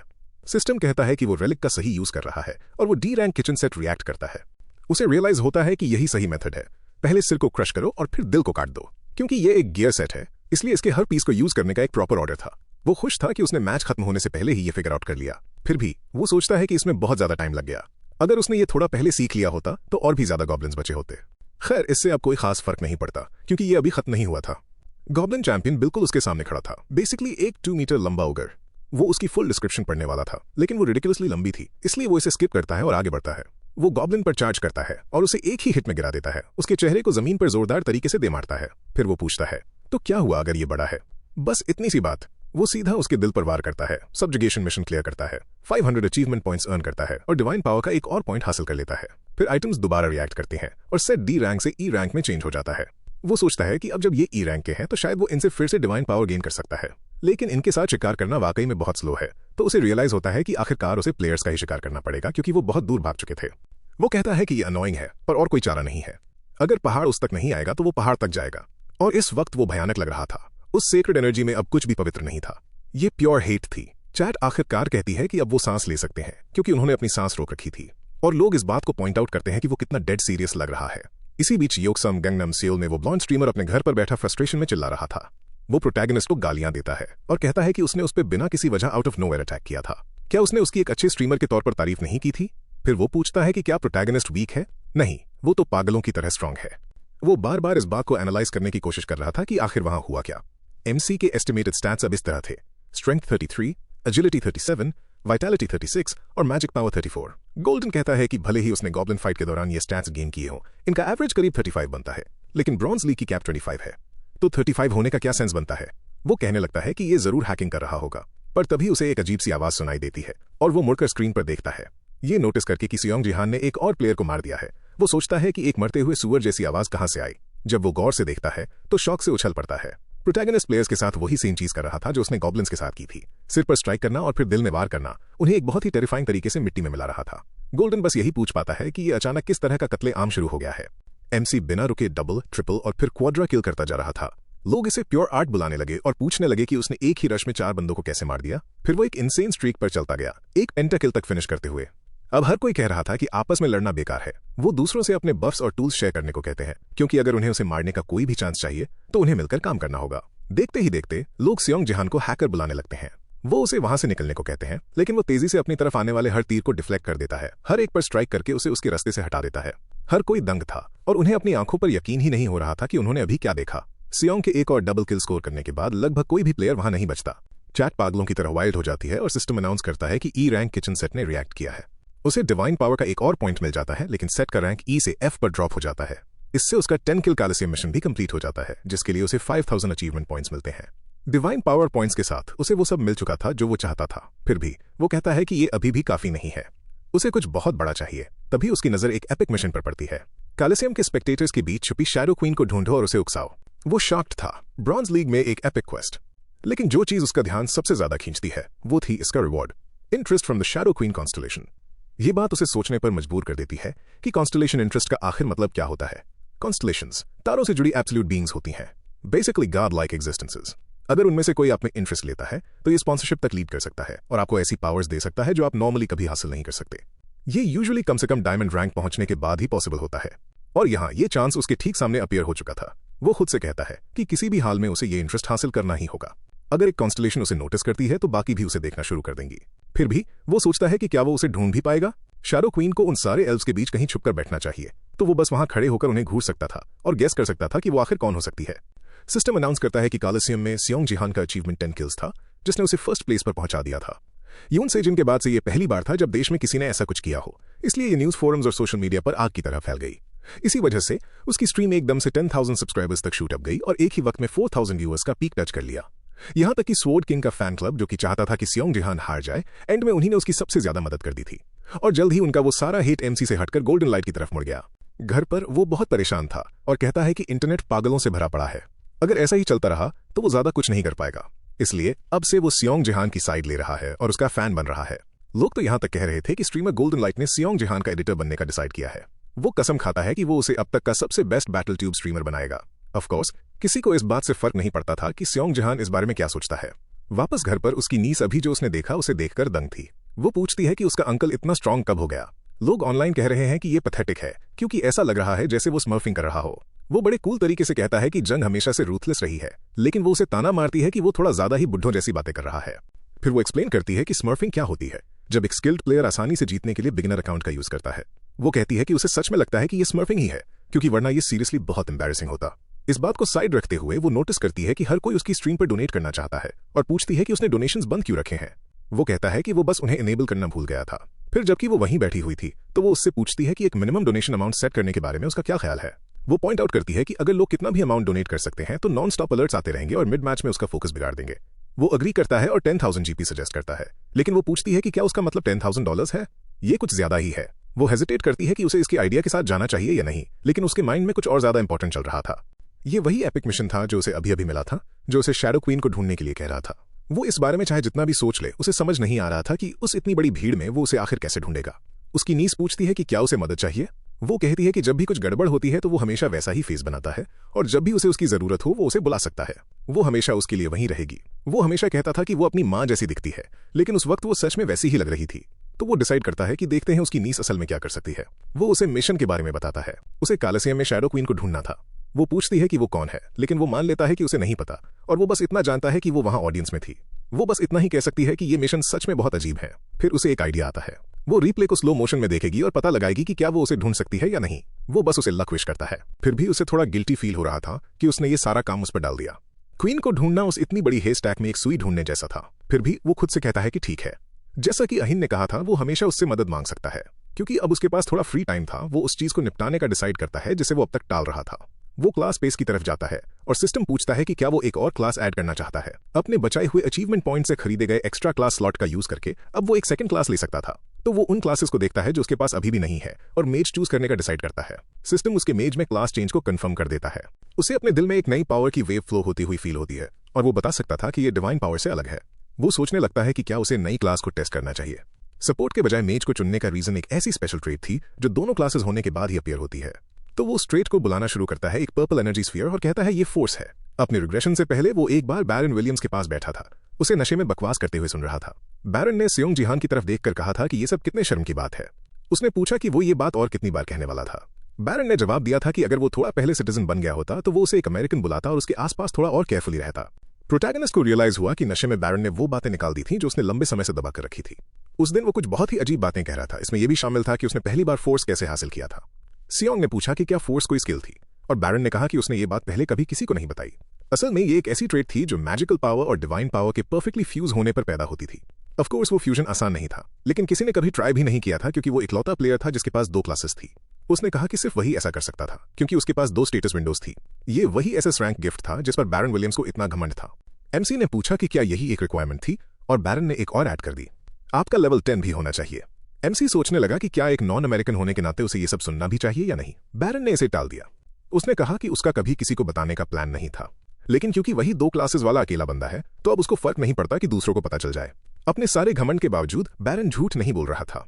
वो ओवरवेलमिंग पावर जो किसी को पूरी जगह देखने देती है वो फोर्स है और वही अकेला बंदा होना चाहिए था जिसके पास ये हो सकती थी। लेकिन अब ऐसा नहीं होगा। जैसे ही फोर्स सियोंग की बॉडी में फ्लो होना शुरू होती है उसे एक भयानक पेन हिट करता है। अब जबकि वो जानता है कि इसे कैसे हासिल करना है तो उसके पास उसे ट्राई करने की जरूरत भी है। ये वही पावर थी जिसने बैरन विलियम्स को नंबर 1 बनाया था। हालांकि वो मुश्किल से ही इसे कंट्रोल कर पाता था और आगे जो आने वाला था प्रोटैगनिस्ट जानता था कि उसे भी इसकी जरूरत पड़ेगी। वो खुद से कहता है कि उसे इसे अभी हासिल करना ही होगा। सबसे पहले वो अपनी पूरी डिवाइन पावर अपने हाथों में पोर करता है, फिर अपने दिल से मैजिकल पावर वहां भेजता है और उन्हें एक में फ्यूज करने की कोशिश करता है। वो उस पावर को ऐसे हाथ से जाने नहीं दे सकता तो वो इसे कंट्रोल करने में अपना सब कुछ लगा देता है। एक पॉइंट पर उसे लगता है कि उसने ये कर लिया है, लेकिन तभी एक धमाका उसे पीछे की तरफ फेंक देता है। वो रूम के दूसरे कोने में जा गिरता है और उसका सिर दरवाजे पर जा लगता है। उसके पूरे जिस्म में दर्द दौड़ जाता है। ये फेल हो गया था। उसे रियलाइज होता है कि ये कोई ऐसी चीज नहीं है जिसे सिर्फ ब्रूट फोर्स से कंट्रोल किया जा सके, और वो अभी भी नहीं समझ पाया था कि इसे हैंडल कैसे करना है। वो सोचता है कि क्या उसे और मैजिकल पावर की जरूरत है, क्योंकि सिर्फ एक ट्राई के बाद ही वो लगभग 0 पर था। वो इस बात पर भी क्वेश्चन करता है कि क्या सब कुछ सिर्फ उसके हाथ में फोर्स करना कोई सेंस बनाता है। वो वैसे भी इतनी पावर वहां होल्ड नहीं कर सकता। लेकिन तभी वो इसको स्टोर करने के बारे में सोचता है और कुछ नोटिस करता है। शायद एक बार रिलीज होने के बाद आप पावर को कंट्रोल नहीं कर सकते, पर क्या हो अगर वो इसको अपनी बॉडी के अंदर ही रखे। वो ऊपर वाले एलिक्सर फील्ड से डिवाइन पावर लेने और इसे मिडिल एलिक्सर फील्ड में मैजिकल पावर के साथ फ्यूज करने का डिसाइड करता है। फिर उन दोनों को, जो कि अभी भी टकरा रही थी क्योंकि वो मिक्स नहीं हो सकती थी, लोअर एलिक्सर फील्ड की तरफ गाइड करता है जहां मार्शल पावर आराम कर रही थी।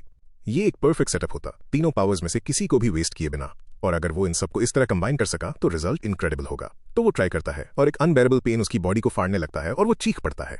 सिस्टम अनाउंस करता है कि वो तीनों एलिक्सर फील्ड्स को इंटीग्रेट करने की कोशिश कर रहा है। वो चीखता रहता है जबकि सिस्टम उसे वार्न करता है कि वो एक ऐसी स्टेट में एंटर कर चुका है जिसे कोई भी प्लेयर झेल नहीं सकता। एक लाइफ थ्रेटनिंग कंडीशन डिटेक्ट हुई है। इसी बीच उसकी नीस को कुछ सुनाई नहीं देता क्योंकि उसने हेडफोन्स लगा रखे थे। वो बस यही सोचती है कि क्या उसके अंकल को कुछ हुआ। वो जो ट्राई कर रहा है उसे the union of the 3 elixir fields कहा जाता है। वो डिवाइन पावर और मैजिक को कंबाइन करके फोर्स हासिल करना चाहता था, और सियोंग जिहान ने बिना किसी इरादे के इसमें मार्शल पावर को भी मिला दिया था, पूरे यूनियन को ट्राई करते हुए।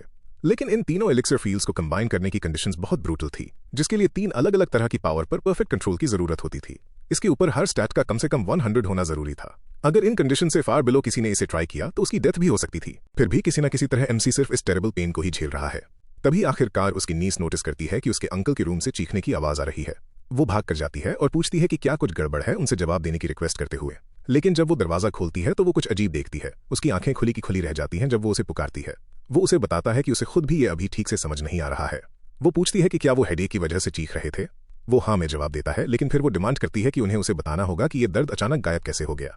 वो इसे ह्यूमन बॉडी की मिस्ट्रीज कहकर टाल देता है और वो उस पर चिढ़ते हुए कहती है कि वो सीरियस है। एक पल बाद वो अपोलोजाइज करती है और कहती है कि उसका गुस्सा होने का कोई इरादा नहीं था।